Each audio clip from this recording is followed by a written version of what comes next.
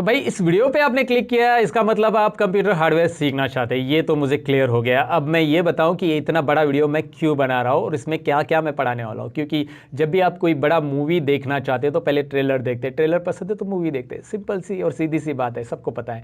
तो चलिए मैं आपको ट्रेलर दिखाता हूँ कि इसके अंदर हम क्या क्या सीखने वाले हैं। तो मैं आपको बताऊं, इस बड़े वीडियो के अंदर मैं आपको कंप्यूटर का पहले इंट्रोडक्शन देने वाला हूं, कंप्यूटर पार्ट की इंट्रोडक्शन। यानी कि अगर आप नहीं जानते कंप्यूटर के पार्ट्स को डिटेल में, कौन कौन से पार्ट्स रहते हैं, यानी कि इनपुट डिवाइसेस क्या होते हैं, प्रोसेसिंग डिवाइसेस कौन से होते हैं और आउटपुट डिवाइसेस कौन से होते हैं, इनका क्या फंक्शन होता है, ये मैं पहले आपको बताने वाला हूँ। उसके बाद मैं आपको बताने वाला हूँ कि कंप्यूटर के इंटरनल पार्ट्स को हम असेंबल कैसे करते हैं, यानी कि सारे पार्ट्स निकाल के मैं फिर से लगा के दिखाने वाला हूँ प्रैक्टिकली आपके सामने। कोई वर्बली बात नहीं होगी, जो भी होगा प्रैक्टिकल होगा। राइट दोस्तों, तो सारी चीज़ें मैं प्रैक्टिकली यहाँ पे बताने वाला हूँ। उसके बाद अगर आप कंप्यूटर में ट्रबल शूटिंग करना चाहते हैं, यानी आपके कंप्यूटर में कोई प्रॉब्लम आ रहा है, कंप्यूटर नहीं चल रहा है, किस वजह से नहीं चल रहा है, कंप्यूटर का डिस्प्ले किस वजह से नहीं आ रहा है, ये अगर आपको चेक करना है तो कैसे चेक किया जाता है, ये भी इस पार्ट में मैंने इंक्लूड किया है दोस्तों। जी हाँ, ये सबसे इंपॉर्टेंट बात रहती है, क्योंकि बहुत सारी बार हम 10-15 दिन के बाद कंप्यूटर चालू करते हैं, या कभी कभी हम डायरेक्टली नेक्स्ट मॉर्निंग में, कल रात को कंप्यूटर चालू था और नेक्स्ट मॉर्निंग में हम कंप्यूटर चालू करते तो डिस्प्ले नहीं आता और हम शॉक होते, ओह माय गॉड अब क्या हो गया मेरे साथ, ये क्या हो रहा है। तो ऐसा अगर आपके साथ होता है तो आप अपने कंप्यूटर को ठीक कैसे कर सकते हैं घर बैठे बैठे। जी हाँ दोस्तों, आपको हार्डवेयर वाले को बुलाने की जरूरत नहीं। अगर ये वीडियो आप देखते हो पूरा का पूरा, पहले सुनो डिस्क्लेमर, हमेशा पूरा वीडियो देखने के बाद ही आपको इन सभी चीज़ों का नॉलेज आएगा। साथ में मैं आपको बताने वाला हूँ कि आपके कंप्यूटर में विंडोज़ करप्ट हो गया तो आप नया विंडोज़ कैसे इंस्टॉल कर सकते हैं बूटेबल पेन ड्राइव बना के, स्टेप बाय स्टेप। ये भी मैंने ये पार्ट में इंक्लूड कर दिया है। और अगर आपके कंप्यूटर में साउंड नहीं चल रहा है तो साउंड ड्राइवर या फिर नेटवर्क ड्राइवर, प्रिंटर ड्राइवर, ये ड्राइवर्स कैसे डालने हैं। जी हाँ, कंप्यूटर के भी ड्राइवर होते हैं, खाली गाड़ियों के ही ड्राइवर होते हैं ऐसा नहीं होता है, कंप्यूटर के भी अपने ड्राइवर है, लेकिन वो कैसे, वो आगे जानेंगे वीडियो के अंदर दोस्तों। विंडोज इंस्टॉल करने के बाद आपके कंप्यूटर में डेस्कटॉप की जो सेटिंग्स रहती है या कंट्रोल पैनल की जो सेटिंग्स रहती है वो कैसे करनी रहती है, लाइक मल्टीपल यूजर अकाउंट अपने एक ही कंप्यूटर में कैसे क्रिएट करने हैं, या फिर अगर आप पेरेंट्स हो तो पेरेंटल कंट्रोल कैसे लगाना है, यानी कि अपने चाइल्ड्स के लिए अलग अलग अकाउंट बना के एक पर्टिकुलर टाइमिंग में वो account log in log out करने के लिए आप कैसे दोगे, ये सारी चीजें मैं आपको इस बड़े वीडियो में बताने वाला हूं। तो इतनी सारी चीजें आपको एक ही ट्यूटोरियल में सीखने मिलने वाली दोस्तों, तो ये वीडियो आपको पूरा जरूर देखना चाहिए। तो अगर आप इंटरेस्टेड हो तो ये वीडियो पूरा देखिए। सीधी बात नो बकवास, कंप्लीट टेक्नोलॉजी चैनल पे मैं सतीश आप सबका स्वागत करता हूं। शुरू करते हैं ये बड़ा हार्डवेयर का वीडियो।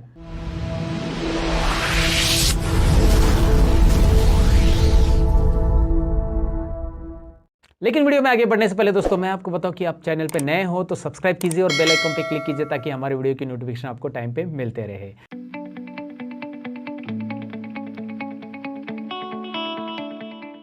तो सबसे पहले पार्ट में हम कंप्यूटर पार्ट्स का इंट्रोडक्शन जानने वाले। Input devices, processing devices and output devices होते क्या है, दरअसल इनका काम क्या होता है, ये कैसे कनेक्ट किया जाता है, ये हम सेकेंड पार्ट में देखेंगे। लेकिन पहले इसका इंट्रोडक्शन हम जान लेते हैं कि ये पार्ट्स होते क्या है कंप्यूटर के अंदर। बेसिकली ये हार्डवेयर का वीडियो मैंने इसलिए बनाया ताकि आप बेसिक से जानो हर एक चीज़ को, तो इसलिए मैंने पार्ट्स का इंट्रोडक्शन पहले डिटेल में रखा है। हर एक पार्ट्स को मैं डिटेल में यहाँ पे समझा रहा हूँ। तो चलिए जानते हैं कंप्यूटर पार्ट को डिटेल में। तो दोस्तों जैसे कि मैंने इंट्रो पार्ट में आपसे कहा कि हम कंप्यूटर के पार्ट्स के बारे में सबसे पहले जानने वाले हैं। तो कंप्यूटर के पार्ट्स में मैं आपको बताऊं कि 3 तरह के डिवाइसेस रहते हैं जो सबको बेसिकली पता होनी चाहिए। Input devices, the devices which through we can enter data. Simple बताता हूँ, हिंदी में बता देता हूँ। डिवाइसेस जिनके जरिए हम कंप्यूटर को डेटा देते हैं, यानी कि इनपुट टाइप करते हैं, वो इनपुट डिवाइसेस होते हैं। दूसरे होते हैं वो प्रोसेसिंग डिवाइसेस होते हैं, प्रोसेसिंग डिवाइसेस यानी कि जो डेटा के ऊपर प्रोसेस करते हैं। और तीसरे होते हैं वो आउटपुट डिवाइसेस, आउटपुट डिवाइसेस यानी जिनके जरिए हम डेटा लेते हैं कंप्यूटर से। अब मैं डिवाइसेस कौन कौन से होते हैं उनको डायरेक्टली दिखाना चाहूँगा। मेरे पास जितने डिवाइसेस है वो मैं दिखा रहा हूँ। इसके अलावा बहुत सारे डिवाइसेस होते हैं जो कि आपको उनके इमेजेस में दिखाऊंगा, मेरे पास अवेलेबल नहीं इसलिए। तो सबसे पहले मैं आपको दिखाता हूँ इनपुट डिवाइसेस में मेरे पास एक कीबोर्ड, यहाँ पे आप देख सकते हैं, यू कैन सी, ये है कीबोर्ड इनपुट डिवाइसेस जो हम कनेक्ट करते हैं डेटा एंटर करने के लिए हमारे कंप्यूटर में। अगर हमें कुछ भी टाइप करना है, न्यूमेरिक डेटा है या अल्फाबेटिक डेटा है, तो हम कीबोर्ड का इस्तेमाल करेंगे, यानी कि कीबोर्ड से हम डेटा एंटर करते हैं, इसलिए वो इनपुट डिवाइस कहा जाता है दोस्तों। कीबोर्ड के बारे में मैं आपको ज़्यादा डिटेल्स में बताऊंगा आगे, लेकिन सबसे पहले इसे जान लीजिए कि ये इनपुट डिवाइस है। इनपुट डिवाइसेस जिसके जरिए हम कंप्यूटर को डेटा देते हैं, इंस्ट्रक्शन देते हैं। उसके बाद इनपुट डिवाइसेस में दूसरा डिवाइस आता है माउस। यहाँ पे आप देख सकते हैं ये माउस है और माउस का डिटेल भी मैं आपको बताने वाला हूँ। लेकिन सबसे पहले ये देख लीजिए कि ये इसके जरिए हम कंप्यूटर को इंस्ट्रक्शन देने वाले हैं, अलग अलग इंस्ट्रक्शन, जैसे कहाँ पे क्लिक होना चाहिए कंप्यूटर में, स्टार्ट पे क्लिक करना है, शट डाउन पे क्लिक करना है, ये सारी चीज़ें हम माउस के जरिए देने वाले हैं। सो माउस एक इनपुट डिवाइस है, ये मैंने आपको बताया। इनपुट डिवाइस ये दो मेरे पास अभी यहाँ पे अवेलेबल है, इसलिए मैंने दोनों दिखाए। सो कीबोर्ड और माउस ये कॉमनली इनपुट डिवाइसेस है, यानी कि जो आपके कंप्यूटर में या आप जब कंप्यूटर खरीद रहे हो तो आपके पास होनी चाहिए, आपको लेना ही चाहिए, नहीं तो उनके बगैर आप टाइप नहीं कर सकते, मतलब कीबोर्ड के बगैर आप टाइप नहीं कर सकते, टाइपिंग डेटा इंटर नहीं कर सकते। अगर माउस नहीं है तो आप इंस्ट्रक्शन डेटा इंटर नहीं कर सकते हैं, राइट। या फिर माउस बहुत यूजफुल होता है क्योंकि mouse can access any part of the screen, screen के ऊपर का कोई भी पार्ट अगर आपको एक्सेस करना है, कोई भी ड्रॉ करना है तो माउस की वहाँ पे ज़रूरत पड़ती है। तो माउस भी आपको होना चाहिए, कॉमनली इनपुट डिवाइस है। लेकिन इसके अलावा और इनपुट डिवाइसेस रहते हैं जो कि स्पेशलाइज इनपुट डिवाइस कहा जाता है, जिनकी ज़रूरत कुछ स्पेशल वर्क के लिए होती है। जैसे मैं यहाँ पे दिखाऊँ आपको कि मेरे पास है ग्राफिक पैड। ग्राफिक पैड मैं यूज़ कर रहा हूँ कोरल ड्रॉ या फिर फोटोशॉप सॉफ्टवेयर में, जहाँ पे मैं ड्राइंग्स के लिए यूज़ करता हूँ इनका। जैसे मुझे कुछ लोगो वगैरह डिज़ाइन करना है तो मैं ग्राफिक पैड का यूज़ करता हूँ। तो ये ग्राफिक पैड मैंने यहाँ पे परचेस कर लिया है, जो कि इनपुट डिवाइसेस जिसके ज़रिए मैं कुछ ड्रॉ करूँगा यहाँ पे तो ये डायरेक्टली मेरे कंप्यूटर में दिखाई देगा। इसके साथ ये ऐसा पेन भी आ जाता है। सो ये मैंने आपको बताया, ये भी इनपुट डिवाइस है। उसके अलावा रहता है वेब कैमरा, जिसकी इमेज मैं स्क्रीन पे आपको दिखा रहा हूँ। वेब कैमरा जो कि आपका वीडियो इनपुट करता है कंप्यूटर में। जैसे आप कोई लाइव सेशन लेना चाहते हो जूम एप्लीकेशन पे या गूगल मीट पे, तो उस टाइम पे आपका वेब कैमरा वहाँ पे रहना चाहिए ताकि आपका वीडियो आपके स्टूडेंट्स या कोई भी देख सके। तो वेब कैमरा एक स्पेशलाइज एप्लीकेशन है जब आप कोई वीडियो वगैरह आपका शेयर करना चाहते हैं, राइट। उसके अलावा इनपुट डिवाइसेस में और आता है माइक। जैसे मैं आपसे बात कर रहा हूँ, यहाँ पे अभी मेरे कॉलर पे माइक है, तो ये माइक के जरिए मेरा आवाज़ रिकॉर्ड हो रहा है, राइट। तो ये भी एक इनपुट डिवाइस कहा जाता है, जिनके जरिए डेटा कंप्यूटर में आता है, मतलब कंप्यूटर में दिया जाता है, वो इनपुट डिवाइसेस कहे जाते हैं। और इनपुट डिवाइसेस में मैंने आपको keyboard mouse commonly input device बताया क्योंकि वो रहने चाहिए। उसके अलावा वेब कैमरा है, ग्राफिक पैड मैंने आपको बताया, या फिर आप देखेंगे माइक है, या फिर और लाइट पेन भी होता है जो डिजिटल सिग्नेचर के लिए यूज़ किया जाता है। तो ये जो स्पेशलाइज इनपुट डिवाइस रहते हैं वो आपको रिक्वायरमेंट के हिसाब से लेने पड़ते हैं। इनपुट डिवाइसेस के बारे में हमने जान लिया, इनपुट डिवाइसेस कौन कौन से होते हैं। उसके बाद है प्रोसेसिंग डिवाइसेस। प्रोसेसिंग डिवाइसेस में मैं आपको बताऊं, ये वाला है डब्बा। डब्बा यानी आई मीन टू से CPU, central processing unit. Okay, तो इसे हम लोग सीपीयू बोलते हैं, लेकिन दरअसल इसके अंदर एक चिप रहता है, उसे सीपीयू कहा जाता है, सेंट्रल प्रोसेसिंग यूनिट। एक प्रोसेसर चिप रहता है, वो इंटेल कंपनी का, एएमडी कंपनी का हो सकता है, उसकी वजह से इसे सीपीयू बोला जाता है। ये है तो कैबिनेट, मैं आपको दिखाऊं, ये जो है, ये जो बॉक्स दिख रहा है आपको, ये कैबिनेट कहा जाता है। और इसके अंदर अलग अलग पार्ट्स होते हैं, जैसे कि मदरबोर्ड है, हार्ड डिस्क है, रैम है और प्रोसेसर है। मेन प्रोसेसर यानी कि सीपीयू, उसी की वजह से इसे सीपीयू कहा जाता है, राइट। और ये प्रोसेसिंग का काम करता है, it is like brain of your computer, और हार्ट भी बोल सकते हैं क्योंकि ये 24 आवर्स, मतलब आपको जब काम करना है तब ये चालू रहना चाहिए, और साथ में ये टेक्निकल काम करता है, तो इसीलिए इसे ब्रेन भी कहा जाता है। तो प्रोसेसिंग डिवाइस यानी कि जितनी भी इंस्ट्रक्शन हम कंप्यूटर को देंगे वो सारी की सारी वो प्रोसेस करेगा। अब इंस्ट्रक्शन देंगे हम कीबोर्ड से, जैसे मैंने कीबोर्ड से बोला कि मुझे लेटर टाइप करने के लिए वर्ड ओपन करना है, तो ये इंस्ट्रक्शन मैंने दी, तो प्रोसेसर उसे अंडरस्टैंड करेगा, उसे समझेगा कि भाई उसे वर्ड चालू करके देना है। तो प्रोसेसिंग डिवाइसेस यहाँ पे आपकी जो इंस्ट्रक्शन है उसे फॉलो करता है, प्रोसेस करता है। याद रखो, आप जितनी भी इंस्ट्रक्शन दोगे कंप्यूटर को, सारी की सारी प्रोसेस होके आपको आउटपुट देगा कंप्यूटर। आउटपुट देने के लिए आपके पास डिवाइसेस होने चाहिए आउटपुट देखने के लिए। तो देखने के लिए होता है मॉनिटर। यहाँ पे आप देख सकते हैं, ये है मॉनिटर। अभी मुझे ज़्यादा दिखाने की जरूरत नहीं है, एवरीबडी नोज दैट मॉनिटर कैसे रहता है, मैं बस आपको ऊपर से बता रहा हूँ। बट ये आउटपुट डिवाइस है और इसमें जो आपको डेटा मिलता है वो सॉफ्ट कॉपी कहा जाता है। यानी मॉनिटर के अंदर आप जो भी चीज़ें होती है वो एडिट कर सकते हैं। जैसे आपने वर्ड डॉक्यूमेंट ओपन किया, you can edit it, right. तो वो सॉफ्ट कॉपी डॉक्यूमेंट्स होता है, जितने भी मॉनिटर के अंदर से आउटपुट आपको मिलता है। मॉनिटर में अलग अलग टाइप होते हैं, जैसे एलसीडी मॉनिटर होते हैं, एलईडी मॉनिटर होते हैं। अब एलसीडी लेना चाहिए या एलईडी लेना चाहिए, इसके ऊपर तो अलग सा वीडियो मैं बना दूंगा डिटेल में। फिलहाल तो हम यहाँ पे ये देखेंगे कि पार्ट्स कौन से, पहले ये समझेंगे। अब उसके बाद एक और पार्ट है जो कि इसे साइड में कर देता हूँ, ये है प्रिंटर। ये भी आउटपुट डिवाइस है, लेकिन इससे जो आउटपुट आता है इसे हार्ड कॉपी कहा जाता है। हार्ड कॉपी क्यों कहा जाता है? क्योंकि इसमें से जो आउटपुट आता है, एक बार आउटपुट आने के बाद आप उसे एडिट नहीं कर सकते। आई मीन टू से कि आपने प्रिंट आउट ले लिया तो उस प्रिंट आउट के अंदर जो टेक्स्ट है उसे आप डिलीट नहीं कर सकते, जो कि आप मॉनिटर में कर सकते। तो मॉनिटर के आउटपुट को सॉफ्ट कॉपी कहा जाता है, प्रिंटर के आउटपुट को हार्ड कॉपी कहा जाता है। सिंपल और सीधी बातें याद रखनी, ये जनरल बातें हैं, ये बेसिक इंट्रोडक्शन है और बेसिक लेवल पे मैं आपको बता रहा हूँ। इसके अलावा आउटपुट डिवाइसेस में आपको स्पीकर पता रहेगा, बताने की जरूरत नहीं यार, आप म्यूजिक सुनते हो तो आपके कंप्यूटर में जो स्पीकर या लैपटॉप में भी स्पीकर रहता है इनबिल्ट, तो वो जो होता है वो आउटपुट डिवाइस, क्योंकि वो आपको साउंड सुनाई देता है वहाँ पे, तो वो आउटपुट हो गया। तो जिस डिवाइसेस के जरिए आपको कुछ मिलता है कंप्यूटर से, यानी इंफॉर्मेशन आपको मिलती है, तो उसे आउटपुट डिवाइस कहा जाता है। और जिनके जरिए इंफॉर्मेशन दी जाती है कंप्यूटर को, वो इनपुट डिवाइस कहे जाते हैं। और जिसके जरिए प्रोसेस होता है वो प्रोसेसिंग डिवाइसेस कहा जाता है, राइट। फिलहाल हमने ये जान लिया कि इनपुट डिवाइसेस होते कौन से, आउटपुट कौन से, प्रोसेसिंग कौन से, इसके बारे में थोड़ी सी डिटेल जानकारी हमने ली। लेकिन अभी हम जानने वाले सेकेंड पार्ट के अंदर कि इसे कनेक्ट कैसे करते हैं। बेसिक चीज़ें हैं, लेकिन आपको पता होनी चाहिए कि कंप्यूटर में पार्ट्स कैसे कनेक्ट करते हैं।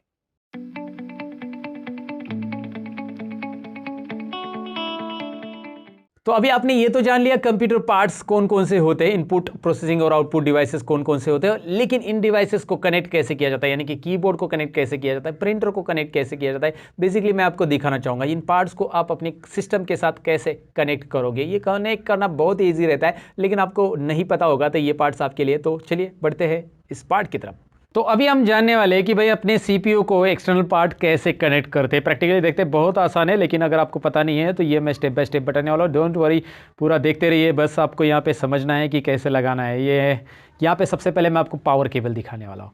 ये पावर केबल जो कि आपके एसएमपीएस में लगने वाली, सीपीयू के एसएमपीएस में, यहाँ पे आपको दिखाई दे रहा है AC 230 वोल्ट। अब मैंने ये ग्लव्स पहने हैं, तो ज़रूरी नहीं कि आप ग्लव्स पहन के ये सारी चीज़ें लगाओ। ये थोड़ा सा प्रोफेशनल लुक आने के लिए मैंने पहना है, मैं पहले भी बता चुका हूँ, अब दोबारा बता रहा हूँ। यहाँ पे आप देख सकते हैं मैं इसे इस तरह से लगा रहा हूँ। तो ये एकदम सिंपल है, ये AC 230 वोल्ट है। यहाँ पे आप देख सकते हैं, बस सिंपल इसे लगा देना है जब आपको पावर इसे डिटैच करना है तो। ये लेकिन केबल सबसे लास्ट में लगाओ और इसका बटन ऑफ रखो जब आप लगा रहे हो। कई बार क्या होता है कि आपके घर में जो पावर आ रही है उसमें अर्थिंग नहीं होता है, तो आपको यहाँ पे इस कैबिनेट में करंट लगने की चांसेस है। लेकिन वो कौन से केस में होता है, अगर आपके घर में अर्थिंग नहीं है। अर्थिंग यानी कि ये तीसरे पिन में रिटर्न सप्लाई, जिसे हम बोलते हैं ना, अर्थिंग किया रहना चाहिए, रिटर्न सप्लाई। तो और उसके बारे में हमने ऑलरेडी एक वीडियो बनाया है अर्थिंग के बारे में, जो कि क्यूरियोसिटी चैनल पे, लिंक डिस्क्रिप्शन में हमने दी है। अगर आप कुछ एक्स्ट्रा सीखना चाहते हो तो आप क्यूरियोसिटी चैनल को जरूर फॉलो करो, जहाँ पे टेक्निकल या फिर अलग अलग साइंटिफिक फैक्ट से रिलेटेड वीडियोस आते रहते हैं। तो ये मैंने पावर सप्लाई यहाँ पे लगा दिया, आपने देख लिया। पावर सप्लाई के बाद मैं आपको दूसरा दिखा रहा हूँ, ये इसे बोला जाता है VGA, video graphic adapter, right. ये मॉनिटर को, एक इसका कनेक्शन मॉनिटर को लगेगा, दूसरा मतलब ऐसे रहेगा, ऐसा ही एंड मॉनिटर को एक लगता है और एक एंड सीपीयू को लगेगा। तो इसे आपको अटैच करने के लिए करना क्या है, सिंपल है, याद रखना है कि इसके अंदर छोटी छोटी नीडल्स है। इसे आपको ज़बरदस्ती नहीं करना है, उल्टा अगर आप लगाने जाओगे तो ये नीडल्स टेढ़ी हो जाती है, और फिर टेढ़ी हो गई तो लगेगी नहीं कभी भी, फिर आपको ये पिन बदलनी पड़ेगी। वैसे भी ये पिन ज़्यादा महंगी नहीं है, 75 to 100 रुपीज़ में मिल जाती है, लेकिन इसे प्रॉपरली लगाओ, क्यों आप पैसा वेस्ट करो अपना, राइट। तो यहाँ पे मैं इसे दिखाऊँ आपको, तो इसे आप यहाँ पे देखिए, मैं आपको एकदम जूम करके यहाँ पे कैमरे में हम दिखा रहे हैं आपको, तो ये प्रॉपरली ऐसे लग रहा है। तो अगर आप इसे उल्टा लगाने जाओगे तो आपको ये लगेगा नहीं, लेकिन ज़्यादा ज़बरदस्ती करोगे तो भाई ये पिन टेढ़ी होने वाली है उसके अंदर की, राइट। ये नहीं लग रहा है, अब मैं आपको बस एग्जांपल दिखा रहा हूँ, लेकिन ये प्रॉपर आप देखोगे कि कौन सी तरफ ये प्रॉपरली इजीली जा रहा है। और फिर ये लग गया, लगने के बाद ये स्क्रू आपको बस यहाँ से टाइट करने हैं, और इसे निकालते समय स्क्रू को पहले लूज़ करना है और फिर निकाल लेना है। तो निकालने की कोई डिफिकल्टी नहीं है, आप निकालते समय इसको लूज़ करोगे, खींच लोगे, दैट्स इट। अगर आपके घर में पहले से कंप्यूटर पड़ा है जिसमें पिन लगी है, तो आप निकालना चाहते हो तो आप इसे खोल सकते हैं, ऐसा इजीली खोल सकते हैं, बहुत सिंपल है। तो चलिए, VGA पिन यानी कि मॉनिटर में जो डिस्प्ले जा रहा है, ये पिन यहाँ से डिस्प्ले फॉरवर्ड होगा, यहाँ पे CPU में लगने के बाद ये मॉनिटर में दूसरा एंड इसका कनेक्ट करेंगे। अब वो तो ईजी है, मॉनिटर में इधर कनेक्ट करना सीख गए, मतलब मॉनिटर में भी कनेक्ट करना सीखोगे आप। यहाँ पे देखोगे ये है USB। अब सब किस्म की USB ऐसे ही रहती है, लाइक आपका pen drive USB pen drive भी ऐसा ही रहता है। आपके माउस का, कीबोर्ड का सारा USB का कनेक्शन ऐसा रहता है। जैसे मैंने ग्राफिक पैड भी दिखाया था आपको, तो ग्राफिक पैड में भी जो USB आता है, या प्रिंटर का भी जो USB आता है, ऐसे ही है। तो आजकल सभी USB डिवाइसेस है, यूनिवर्सल सीरियल बस, तो ये भी यहाँ पे आप लगा सकते हैं। यहाँ पे मैं आपको दिखाता हूँ, USB का कनेक्शन नीचे है। ये जो कनेक्शन है ना, ये HDMI है, okay, high definition media interface. HDMI का मतलब होता है high definition media interface. VGA का मैंने आपको फुल फॉर्म बताया था, वीडियो ग्राफिक एडेप्टर। यहाँ पे लिख के आ रहा है, इस कैबिनेट के ऊपर रहता है, कभी कभी कैबिनेट के ऊपर वो रहता नहीं है। और ज़रूरी नहीं कि आपके इसमें HDMI भी हो, अगर आपका मदरबोर्ड थोड़ा सा लेटेस्ट है तो HDMI भी मिलेगा आपको, ओके। और यहाँ पे इस केस में है, मेरे पे इस केस में HDMI, तो HDMI में यहाँ पे HDMI पिन लगेगी। फिलहाल ये USB है, ये HDMI नहीं है, तो इसे हम ऐसे लगाएंगे, ये उल्टा तो नहीं लगेगा। USB पेन ड्राइव लगाना तो आपको आता ही होगा, आजकल टेक्नोलॉजी का ज़माना है, सबके घर में नॉर्मली OTG के साथ मोबाइल में हम कनेक्ट करते हैं पेन ड्राइव वगैरह। ऐसे आप कीबोर्ड भी लगा दोगे, माउस भी लगा दोगे, मैंने लगा दिया यहाँ पे। और ये है आपका जो 3.5 mm जैक, जो कि आपको अगर साउंड सुनना है, स्पीकर मतलब आपको गाने सुनने हैं आपके सिस्टम के ऊपर, तो यहाँ पे इसे मिडल वाले ये जो दिख रहा है ना ग्रीन वाले पिन में लगा देना है। याद रखो, याद रखना है इसे, ये मिडल वाले पिन में लगेगा जब आपको साउंड सुनना है। और अगर आपके पास ऐसा हेडफोन है जिसमें माइक की पिन अलग है, तो माइक की पिन आप यहाँ पे लगाओ, हेडफोन की पिन यहाँ पे लगाओ। याद रखो ये माइक ये वाला रहेगा, ये हेडफोन के रहेगा, और एम्पलीफायर के लिए वगैरह एक्स्ट्रा दिया गया है, तो आप ऐसा लगा सकते हैं, लेकिन यहाँ पे आपको पिन लगाने तभी आपको गाने सुनाई देंगे। अब आप यहाँ पे नीचे भी कुछ कनेक्शन दिखाई देंगे, तो आप बोलोगे यहाँ पे VGA है, यहाँ पे ये DVI दिखाई दे रहा है आपको। तो ये VGA क्यों है? क्योंकि VGA तो ऊपर भी है, यहाँ पे आप देख सकते हैं। तो यहाँ पे क्यों? ये ग्राफिक कार्ड लगाया गया है। अगर आपके सिस्टम को आप ग्राफिक कार्ड लगाते हो तो यहाँ पे आप VGA कनेक्ट करो, यहाँ पे नहीं करना है, नहीं तो आप यहाँ पे VGA कनेक्ट करोगे और डिस्प्ले नहीं आ रहा है, नहीं आ रहा है, नहीं आ रहा है, चेक करते बैठोगे। यहाँ पे ग्राफिक कार्ड लगाया तो आपको यहाँ पे VGA कनेक्ट करना है, क्योंकि आपका ग्राफिक आउटपुट है, राइट। तो इस केस में इस सिस्टम में मेरा ग्राफिक कार्ड लगा हुआ है, ये वाले सिस्टम में, तो इसके लिए यहाँ पे है। तो ये थोड़ा सा पुराना सिस्टम है, थोड़ा सा आपको धूल कचरा भी नज़र आ रहा होगा, but that is what, like connection कैसे करना है मैंने आपको बताया। यहाँ पे बेसिकली आपको ये समझना है कि बैक पैनल का जो कनेक्शन रहता है वो सिस्टम का कैसे करना है। ये बहुत ही आसान है और प्रॉपरली मैंने बता दिया है, आप इसे इस तरह से फॉलो करोगे, दैट्स इट। और इसके अलावा हमें यहाँ पे और एक कनेक्शन मिलता है, जैसे कि आप देख पाएंगे, ये है आपका RJ45 कनेक्टर, लैन केबल इसे हम बोलते हैं, जो कि हमारे घर में इंटरनेट केबल वाले हमें देते हैं, तो वो हम यहाँ पे लगा देंगे। यहाँ पे आपको दिखा देगा, अगर आपके सिस्टम में इंटरनेट चालू करना है तो आपको यहाँ पे ये नॉच है, यहाँ पे जब ये नॉच लगाते समय तो आपको प्रेस नहीं करना है, लेकिन निकालते समय इस नॉच को प्रेस करके निकालना है। पहले तो मैं आपको लगा के दिखाता हूँ, ये देखिए ये लग गया। अब यहाँ पे इस साइड में नॉच है इसका, तो मैं ऐसा प्रेस करूँगा निकालते समय, यहाँ पे मैंने प्रेस किया, प्रेस करने के बाद मैं इसे निकाल रहा हूँ, ये रहा, राइट। तो ये नॉच ऐसे लगाना है, ऐसे निकालना है, सिंपल है, राइट। तो ये RJ45 कनेक्टर अगर आप लगाते हो यहाँ पे, मतलब नेटवर्क लैन कार्ड में, तो लैन कार्ड में लगाने से आपके एक सिस्टम में इंटरनेट चालू होगा, लेकिन इंटरनेट का अगर आपने पैकेज लिया होगा केबल नेटवर्क वाले से तो, राइट। तो चलिए, हमने कंप्यूटर के एक्सटर्नल पार्ट्स यानी कीबोर्ड माउस को कनेक्ट करना तो जान लिया। ये तो बेसिकली बहुत आसान है, कोई भी कर सकता है, लेकिन जो इंटरनल पार्ट्स रहते हैं वो थोड़ा सा डिफिकल्ट लगता होगा आपको, क्योंकि इंटरनल पार्ट्स में बहुत सारे अलग अलग कनेक्शंस रहते हैं और आपने कभी देखे नहीं रहते इन पार्ट्स को। तो मैं अभी आपको खोल के दिखाने वाला हूं सिस्टम के अंदर कौन कौन से पार्ट्स होते हैं और कैसे उसे हम कनेक्ट करते हैं। तो प्रैक्टिकली हम देखेंगे हमारे सिस्टम को असेंबल कैसे करते हैं।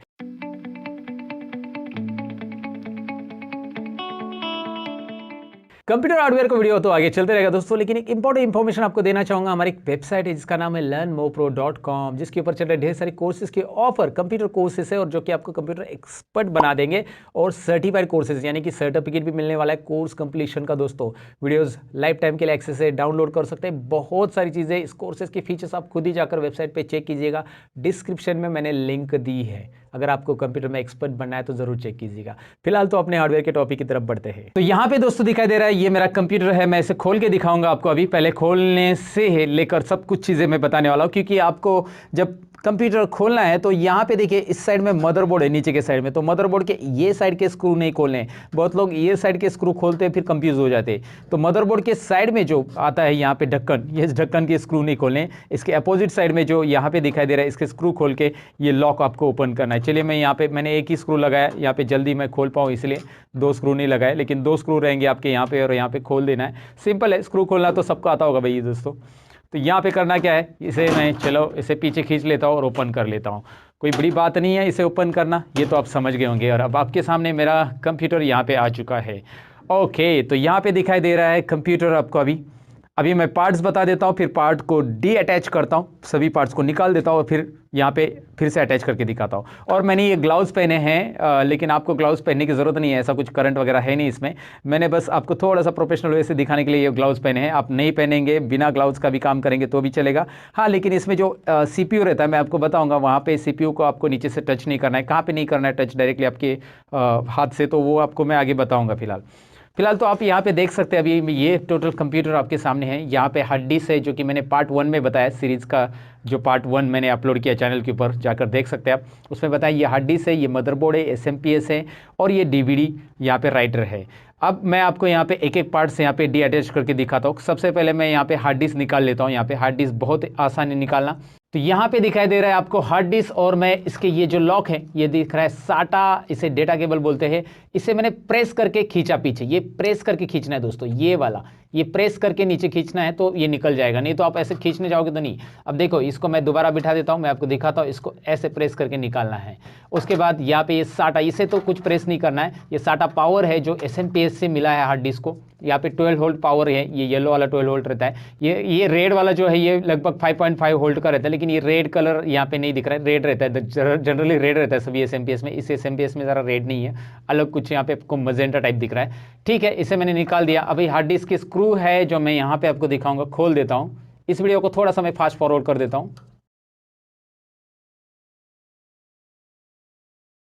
अब ये मैंने हार्ड डिस्क यहाँ पे निकाल लिया, दिखाई दे रहा है आपको। जैसे कि मैंने पार्ट 1 में बताया था कि ये अलग अलग हार्ड डिस्क रहता है, यहाँ पे अलग अलग कैपेसिटी का हार्ड डिस्क है। ये मेरा ब्लू वाला हार्ड डिस्क है, WD वेस्टर्न डिजिटल का है, WD। पहले जो कंप्यूटर में मैंने दिखाया था वो मेरे पास सीगेट के हार्ड डिस्क थे 2। यहाँ पे 500 GB का ये हार्ड डिस्क है, ये साटा हार्ड डिस्क है, साटा। और अभी देखेंगे तो लेटेस्ट में SSD, ऐसे 2 टाइप आते हैं हार्ड डिस्क के, और उसका डिफरेंस मैंने ऑलरेडी वीडियो बना दिया है उसके ऊपर, साटा हार्ड डिस्क और SSD हार्ड डिस्क में कौन सा बेहतर है। अगर आप जानना चाहते हो तो उसके लिए वीडियो चैनल पे है, डिस्क्रिप्शन में लिंक आपके लिए दूंगा।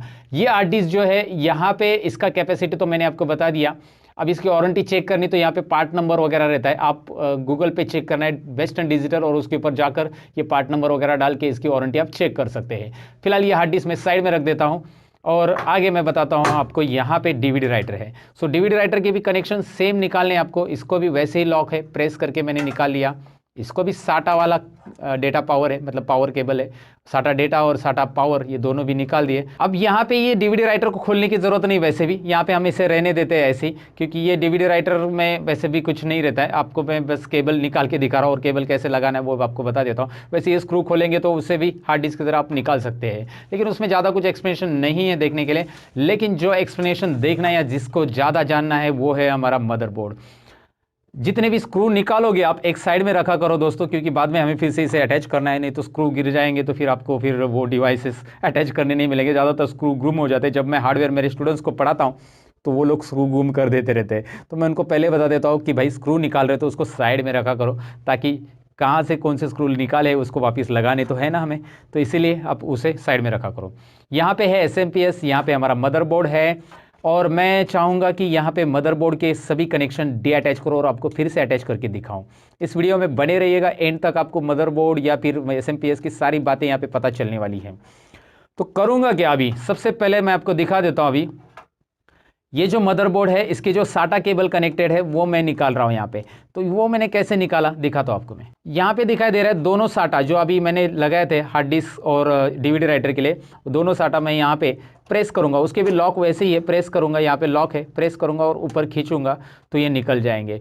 और ये साटा केबल आप कौन सी भी किस पे भी लगाया तो भी चलेगा, मतलब ये हार्ड डिस्क की है या ये DVD राइटर की है ऐसा कुछ नहीं देखना है। ये आप DVD राइटर के लिए लगा सकते हैं या हार्ड डिस्क के लिए भी लगा सकते हैं, ये दोनों सिमिलर रहती है केबल। और इसका ये कनेक्शन इधर लगाया, ये कनेक्शन उधर लगाया तो भी चलेगा, क्योंकि दोनों साइड पे सिमिलर कनेक्शन रहता है। बस ये अलग अलग तरीके के लॉक है। अगर आपको हार्ड डिस्क के लिए ऐसा लगाना है तो ये है ना, इस तरह से आप लगा सकते हो, या ये मदरबोर्ड पे भी फिट होता है। लेकिन यहाँ पे ध्यान रहे कि मदरबोर्ड के ऊपर यहाँ पे आपके पास साटा कनेक्शन मल्टीपल अवेलेबल है, तो ज़्यादा हार्ड डिस्क भी आप कनेक्ट कर सकते हैं। देखिए मेरे पास 1 2 3 4 ये 4 साटा पोर्ट है। यहाँ पे 4 साटा केबल में ऐसे लगा सकता हूँ और 4 हार्ड डिस्क भी मैं कनेक्ट कर सकता हूँ। ये सिंपल है, याद रखना है, बहुत सिंपल है ये साटा केबल कनेक्ट करना। चलिए साटा केबल को साइड में रख देते हैं, इसको भी निकाल देते हैं। ये यहाँ पे पैक किया हुआ है, इसे हम खोल देते हैं फिलहाल। चलिए ये केबल भी मैंने यहाँ पे साइड में रख दिया दोस्तों।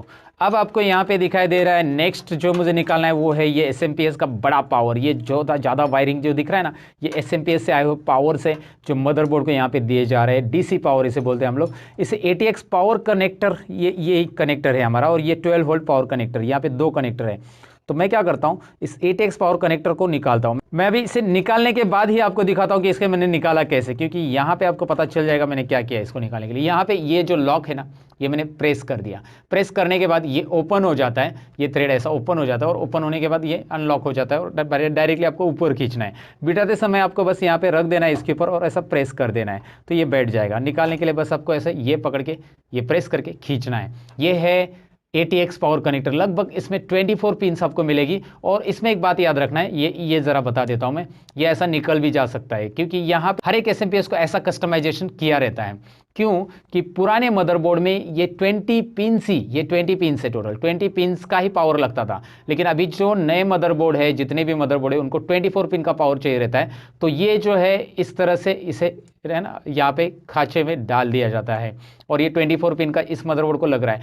लेकिन अगर आपके पास ये SMPS आप पुराने मदरबोर्ड को यूज़ कर रहे हो तो ये 24 पिन का तो यूज़ ही नहीं है, तो इसे हटा दो और इतना ही लगा दो। इसके लिए तो ये बना है दोस्तों। तो ये सिंपल है, अगर ये निकल गया तो कोई डरने की बात नहीं। बहुत सारे लोग बोलते हैं अरे ये कैसे निकल गया, फिर इसे कैसे लगाया, तो यहाँ पे इस खांचे में ऐसा लगा दो, बस काम खत्म। और फिर आप इसे लगा सकते हैं, इसको निकाल सकते हैं। कैसे लगाना है कैसे निकालना है मैंने बता दिया। ये है ATX पावर कनेक्टर, इसे रख देते हैं साइड में। और ये 12 वोल्ट पावर कनेक्टर भी निकाल देते हैं, इसे भी मैंने प्रेस किया ये और निकाल लिया। यहाँ पे ज़रा मदरबोर्ड पे ध्यान दीजिए, मैं दिखाता हूँ।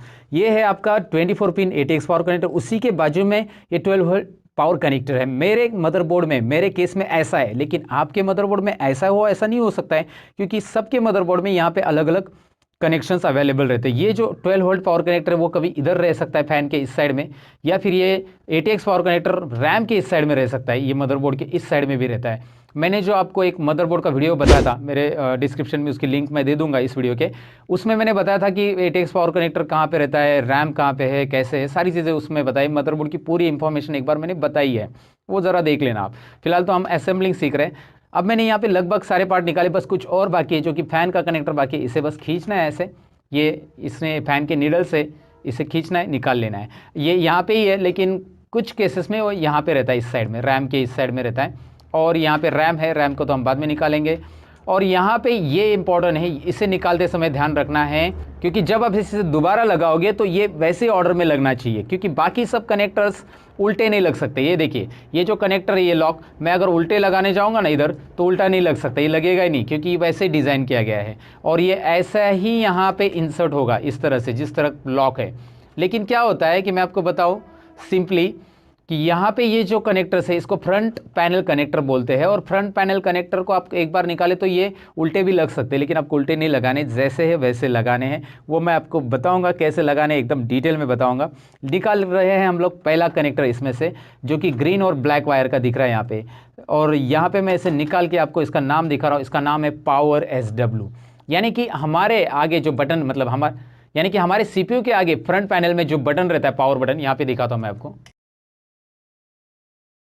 यहाँ पे CPU में जो पावर बटन दिखाई दे रहा है आपको, ये पावर बटन का ये पावर SW पिन है, जो आपको यहाँ पे दिख रहा है अभी, ये power SW pin, power button का। यानी कि ये पिन पावर SW यानी पावर स्विच, पावर बटन भी नाम रहता है, कभी कभी पावर SW भी रहता है।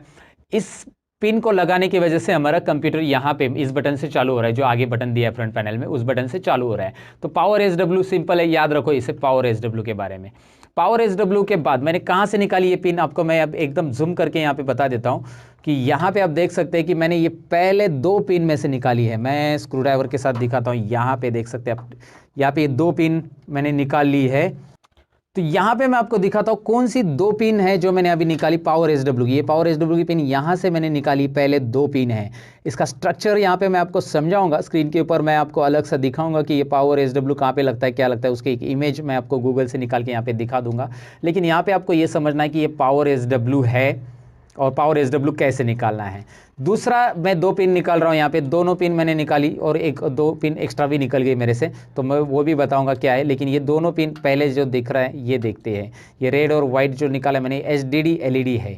दोनों का नाम देख सकते हैं आप, HDD LED, hard disk LED नाम है इसका, HDD LED। मैं सीधा करके दिखाता हूँ कैमरे में, ज़रा सीधा करके मैं दिखाता हूँ यहाँ पे, पावर LED, राइट। तो दूसरी जो 2 पिन मैंने निकाली है उसका नाम है यहाँ पे पावर LED दोस्तों, पावर LED, जो कि आपको यहाँ पे दिख रहा है power LED plus minus, right.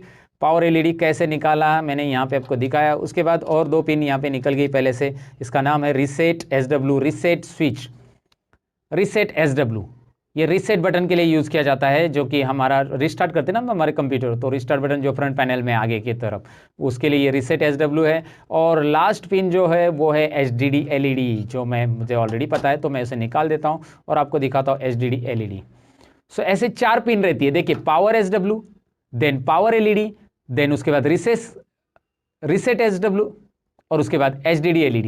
ये चारों पिन फ्रंट पैनल में लगती है और ये फ्रंट पैनल इस तरह से यहाँ पे कलर में दिया है। लेकिन मेरे केस में, मेरे मदरबोर्ड में इस तरह से कलर में है, ज़रूरी नहीं कि आपके मदरबोर्ड में भी ऐसा फ्रंट पैनल कलर में हो। तो आपको उसे आइडेंटिफाई करना है प्रॉपरली। या यहाँ पे आप नोटिस करोगे मदरबोर्ड के ऊपर, तो यहाँ पे फ्रंट पैनल ऐप पैनल करके नाम दिया रहता है, ऐप पैनल। हर एक मदरबोर्ड में यहाँ पे ऐप पैनल नाम है। हर एक मदरबोर्ड में अगर आप देखोगे तो यहाँ पे ऐप पैनल करके नाम रहता है, ऐप पैनल। आपको ध्यान से देखना है, यहाँ पे ऐप पैनल है, मतलब उस फ्रंट पैनल की इधर लिखा रहता है। अब मैं स्विच लगा, मतलब यहाँ पे पिन वापस लगा देता हूँ ताकि आपको पता चले कि कैसे लगाना है इसको, क्योंकि हमने अटैच करना, हमने डीअटैच करना तो जान लिया, लेकिन अटैच करना भी जानना बहुत ज़रूरी है, इसलिए तुरंत मैं बता देता हूँ। यहाँ पे सबसे पहले मैं लगा देता हूँ HDD LED जो हमने निकाला था, HDD LED यहाँ पे दिख रहा है, और ये मैं यहाँ पे लगा रहा हूँ। अब मैंने इसे ऐसा लगाया HDD LED, तो मैंने यहाँ पे देखिए वाइट जो वायर है वो अंदर की तरफ रखी है। ज़्यादातर आप वाइट वायर अंदर की तरफ रखिए, जो वाइट वायर रहेगी आपके इसमें HDD LED केस में, क्योंकि आप देखोगे तो वैसे HDD LED में यहाँ पे आपको प्लस माइनस दिखाई दे रहा है, और उसके हिसाब से वाइट या अंदर होना चाहिए प्लस माइनस में, राइट। तो उसके बाद यहाँ पे मैं आपको दिखाऊं कि मैं रीसेट लगाना चाहता हूँ, तो रीसेट SW ये भी मेरा कैसा रहेगा मैं आपको दिखा देता हूँ। रीसेट SW में भी वाइट अंदर रहेगा, और मैं इस तरह से लगा देता हूँ। लेकिन ये पिन जो है रीसेट SW आपने उल्टा भी लगा दिया ना तो कोई इशू नहीं होता है, मैंने खुद नोटिस किया है। आपने ऐसा उल्टा भी लगा दिया तो भी चलेगा, ऐसा लगा दिया वाइट अंदर रहेगा तो भी चलेगा, या ब्लैक अंदर रहेगा तो भी। रीसेट के बारे में कोई प्रॉब्लम नहीं है, लेकिन HDD में प्लस माइनस लिखा रहता है HDD LED में, तो आप ऐसे लगाओ जैसे मैंने बताया है। उसके बाद यहाँ पे आ रहा है, ये एक प्लस माइनस ही है, इसमें भी आपको वाइट केबल अंदर रखना है और इसे लगा देना है, यानी कि HDD LED जो है HDD LED प्लस माइनस इस तरह से, तो वाइट केबल अंदर की तरफ रहेगी इसमें भी, और रेड केबल बाहर की तरफ। तो मैं इसे अटैच करके डायरेक्टली आपको दिखा देता हूँ। मैं इसे प्रॉपरली पकड़ता हूँ और दोनों को एक साथ लगा देता हूँ। कभी कभी ये दोनों अलग अलग होते हैं, कभी कभी ये जॉइंट भी होते हैं, तो आपको लगाने में कोई प्रॉब्लम नहीं आती। अलग अलग होंगे तो यहाँ पे थोड़ा सा एक साथ पकड़ने में इनको प्रॉब्लम हो जाता है। तो यहाँ पे मैंने उसे लगा दिया HDD LED को, और पावर SW को आपने उल्टा भी लगा दिया, सीधा भी लगा दिया तो भी चलेगा। फिलहाल पावर SW नाम बाहर रहे इस डायरेक्शन में मैं लगा रहा हूँ, तो दोनों साइड से नाम जो है बाहर रहे, इस साइड से मैंने ऐसा लगा दिया है इसको। और ज़्यादातर आपको ये दिख रहा है कि यहाँ पे एक बात नोटिस करनी है कि ये चारों जो पिन है उसमें एक उसके बाजू की एक पिन खाली रहती है हमेशा, और जो बाजू की पिन खाली रहती है उस साइड का रहता है रीसेट SW बटन। यहाँ पे एक पिन दिखाई दे रही है, यहाँ पे पिन है एक्स्ट्रा, और जो मैंने खाली छोड़ दी है तो उस पिन में के साइड में रहता है रीसेट SW, और एक एम्प्टी पिन है, या पिन ही नहीं उसकी जगह, नीडल्स ही नहीं वहाँ पे, तो वहाँ पे रहता है पावर SW जो कि यहाँ पे इस साइड में लगाया गया है। तो इस तरह से फ्रंट पैनल लगाना रहता है। ये बड़ी दिक्कत रहती है बहुत सारे लोगों की कि फ्रंट पैनल मैंने निकाल लिया, अब कैसे लगाएं। तो मैंने तो कोशिश की यहाँ पे समझाने की। एक इमेज में यहाँ पे दिखा रहा हूँ फ्रंट पैनल की, CPU की, जो आपके स्क्रीन पे ऊपर दिखाई दे रही है अभी, और इस इमेज को देखकर आप समझ सकते हैं कि फ्रंट पैनल का कनेक्शन कैसे रहता है।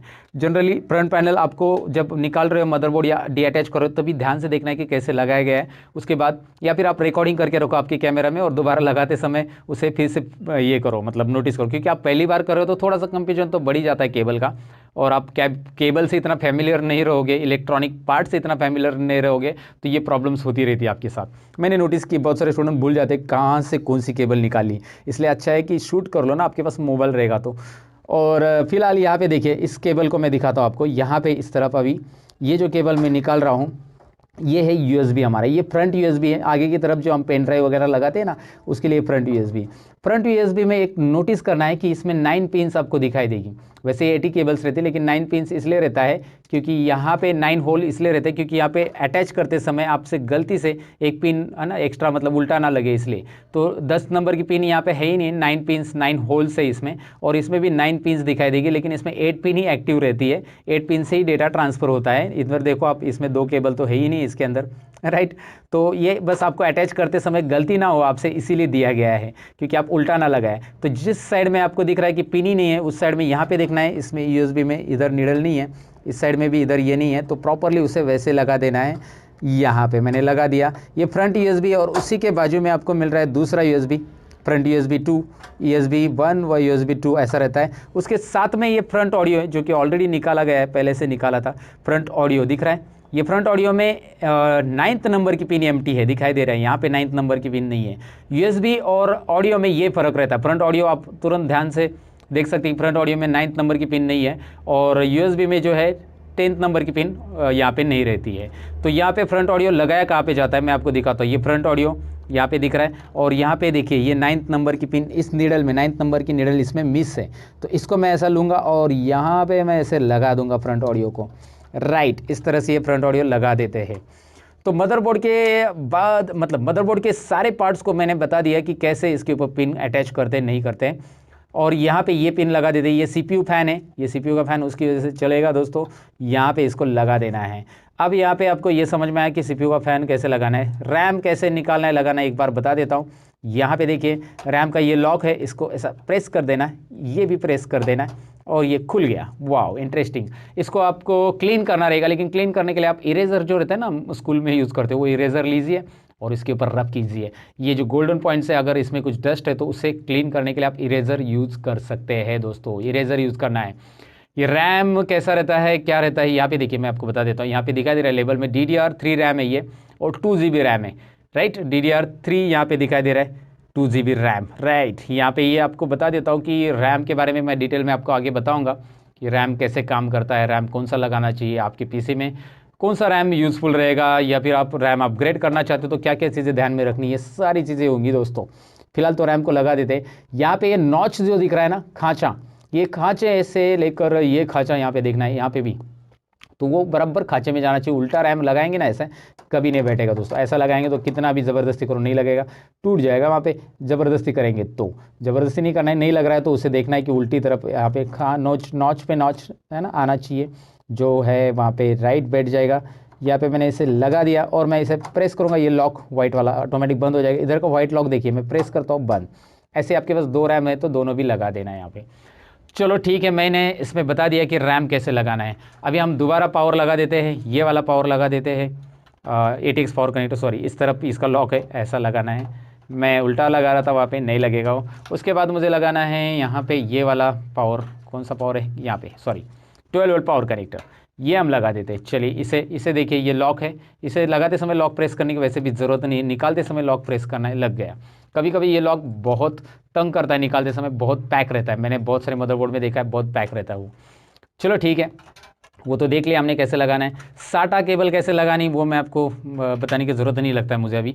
साटा केबल कैसे लगानी एकदम सिंपल है, मैंने कैसे निकालना है वो बताया, तो लगानी कैसे एकदम सिंपल है। हाँ, वो बता देता हूँ कि यहाँ पे देखिए, यहाँ पे साटा केबल में एक खांचा रहता है इस तरह का, यल एंगल जैसा खांचा है, तो ये खांचा जैसा वहाँ पे है, इसमें वैसे लगा देना है मदरबोर्ड के ऊपर। उल्टा लगाने से वो लगने वाला नहीं है। तो देखिए मैं इस तरफ रख रहा हूँ, लगा रहा हूँ, ये लग गया। वैसे ही और एक साटा केबल है मेरा जो कि DVD राइटर का है, एक हार्ड डिस्क का, एक DVD राइटर का, 2। मैं कोई भी साटा में कोई भी साटा पोर्ट में ये साटा केबल लगाए तो भी चलेगा, कोई ज़रूरी नहीं कि इसमें एक पर्टिकुलर में लगाएं, आप किसी में भी लगा सकते हैं। और फिर यहाँ पे हार्ड डिस्क में इस तरह से ये देखिए, ये यहाँ पे भी खांचा है, प्रॉपरली खांचे से लेकर खांचा ये करना है, मिला देना है और इसे पैक कर देना है। और इसके लिए एक साटा पावर केबल भी लगेगा, और साटा पावर केबल भी इसमें भी वैसे ही रहता है, एक तरफ से, एक ध्यान से देखेंगे तो खांचा रहता है, ज़रा ध्यान से देखा करिए।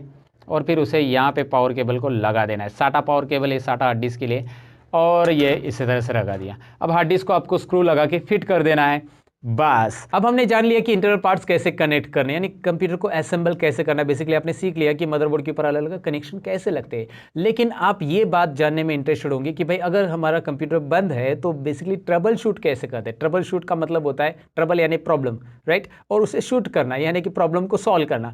तो हम ये देखेंगे कि अगर हमारे कंप्यूटर में डिस्प्ले नहीं आ रहा है तो कहाँ पे एरर हो सकता है, क्या रैम में एरर है, क्या SMPS में एरर, या कहाँ पे एग्जैक्टली एरर क्या है, उसे कैसे ट्रबल शूट करते हैं, इस पार्ट में हम जानने वाले। तो चलिए बढ़ते इस पार्ट की तरफ।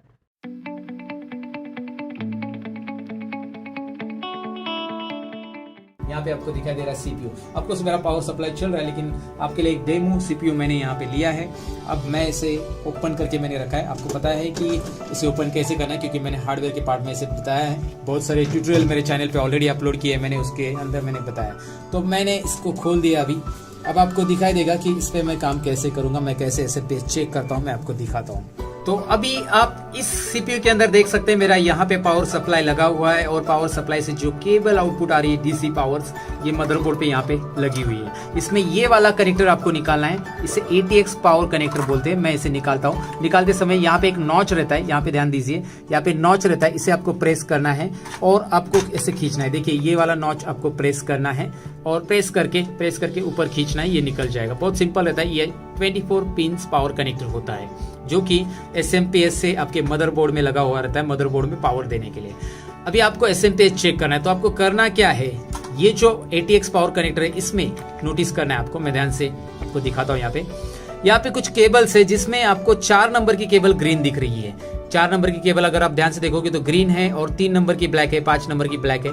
तो आपको यहाँ पे ग्रीन और ब्लैक, कोई भी ब्लैक चलेगी, 3 4 चलेगी या 4 5 चलेगी, लेकिन ग्रीन लेना ही है। ग्रीन और ब्लैक वायर को शॉर्ट करना है। और इस शॉर्ट करने के लिए आपको क्या करना है, उसके लिए आपको इस तरह का एक जंपर की जरूरत है। एक वायर, कोई भी केबल आप ले सकते हैं जो कि इन दोनों को शॉर्ट कर सके। अब मैंने एक केबल ली है, आप कोई भी केबल ले सकते हैं इसे शॉर्ट करने के लिए। सिंपल है। मैं अभी करूंगा क्या, 3 और 4 में, यहाँ पे आपको 3 और 4 के जो होल्स दिखाई दे रहे हैं, 1 2 3 एंड 4, या फिर 4 और 5 में भी डाल सकते हैं आप, क्योंकि ब्लैक और ग्रीन शॉर्ट होना चाहिए। तो ग्रीन तो एक होना ही चाहिए, ग्रीन 4 नंबर रहता है। तो मैंने 3 और 4 में इसे इंसर्ट किया है। मैं आपको दिखाता हूँ, ये देखिए। तो ये क्या होगा, ये शॉर्ट कर रहा है ना, 3 और 4 में ये कनेक्ट कर रहा है एक दूसरे को, 3 और 4 को। तो यहाँ पे मैंने इसे ऐसा लगा दिया। अब ये लगाने के बाद आपको क्या करना है, ये देखिए, ये तो प्रॉपरली आपको समझा होगा। याद रखिए ग्रीन और ब्लैक, कोई और नहीं करना है, नहीं तो पूरा SMPS गयो। ओके, तो ऐसा बिल्कुल मत कीजिए। मैंने जो बताया ग्रीन और ब्लैक, ये हर एक SMPS में स्टैंडर्ड कलर रहते हैं और यही आपको शॉर्ट करने, कोई भी कंप्यूटर रहने दो उसके SMPS में आपको यही मिलने वाला है। कोई भी ब्रांड का SMPS रहने दो, सर्कल ब्रांड का SMPS हो, आईबॉल ब्रांड का SMPS हो, या कोई भी ब्रांड का, तो आपको यहाँ पे ये वाली केबल इस तरह से लगानी है।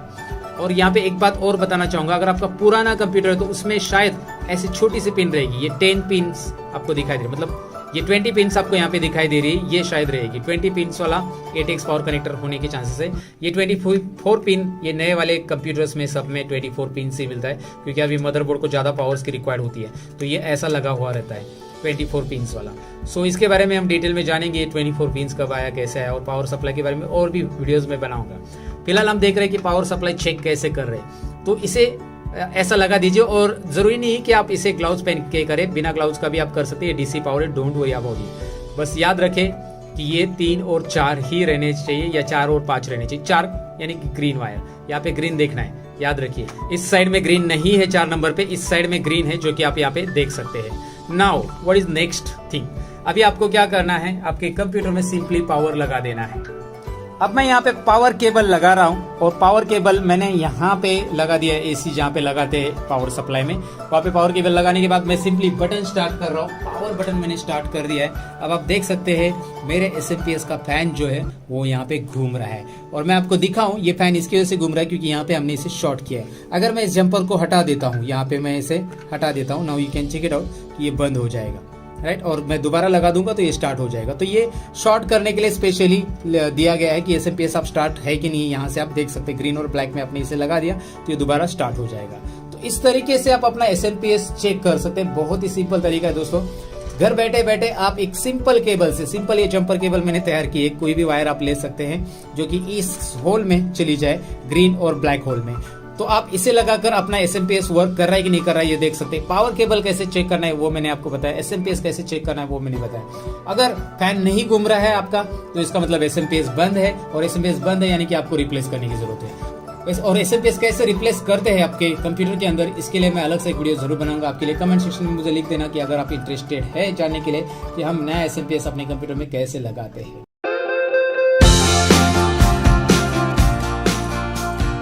तो चलिए, आपका SMPS नहीं चल रहा है तो मैंने आपको बताया कि SMPS को ट्रबल शूट करने के लिए आपको बेसिकली करना क्या है। इस जंपर की मदद से आप इसे ट्रबल शूट कर सकते हैं, राइट। जंपर आपने लगा दिया तो SMPS चालू है नहीं चालू है यहाँ पे आपको दिखाई दे रहा है। जैसे ये जंपर लगाया SMPS चालू है।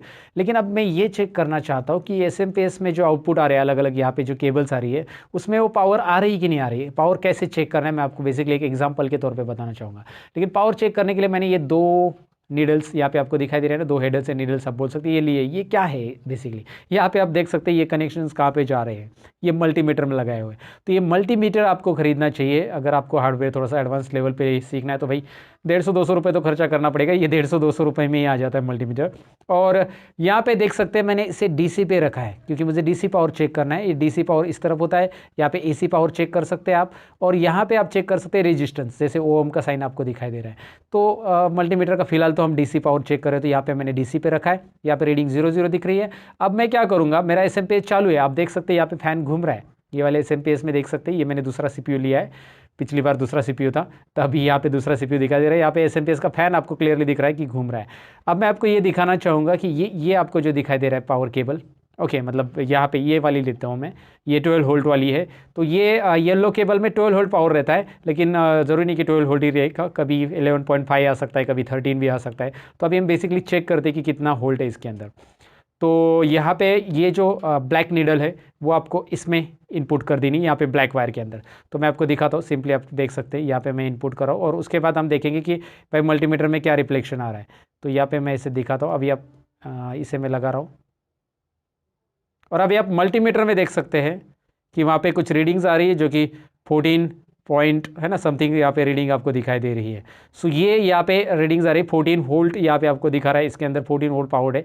अब इसके अंदर 14 वोल्ट बेसिकली क्यों है, क्योंकि ये जो मेरा एसएमपीएस है, यहाँ पे एसएमपीएस की तरफ आप देख सकते हैं, मैं आपको दिखाता हूँ, ये 450 वैट का है। जनरली इतने वैट का एसएमपीएस नहीं रहता। ये एक सर्कल का मैंने थोड़ा सा महंगा वाला एसएमपीएस लिया है, जिसके ये एसएमपीएस अगर आपके कैबिनेट में है तो आप ग्राफिक कार्ड वगैरह भी यूज़ कर सकते हैं, इतना बड़ा एसएमपीएस है अच्छा वाला। तो इस एसएमपीएस की वजह से लगभग ये 14 वोल्ट आपको दिखा रहा है। जनरली आप अपने एसएमपीएस के लिए चेक करोगे, ये जो पावर है वो आपको 12 वोल्ट ही दिखाई देगा। तो चलिए मैंने 12 वोल्ट पावर चेक किया, और एक पावर मैं आपको चेक करके दिखाता हूँ। यहाँ पे एसएमपीएस मेरा ऑलरेडी रनिंग में है, आप देख सकते हैं वहाँ पे फैन घूम रहा है, और चालू में हमें चेक करना पड़ेगा तभी तो पता चलेगा। आपको इसे ब्लैक में लगाना है, याद रखो ये नीडल्स को आपको ब्लैक में लगाना है। कोई भी एक ब्लैक पकड़ो आप किसी का भी ब्लैक, इसका भी ब्लैक लेंगे तो भी चलेगा, कोई प्रॉब्लम नहीं है।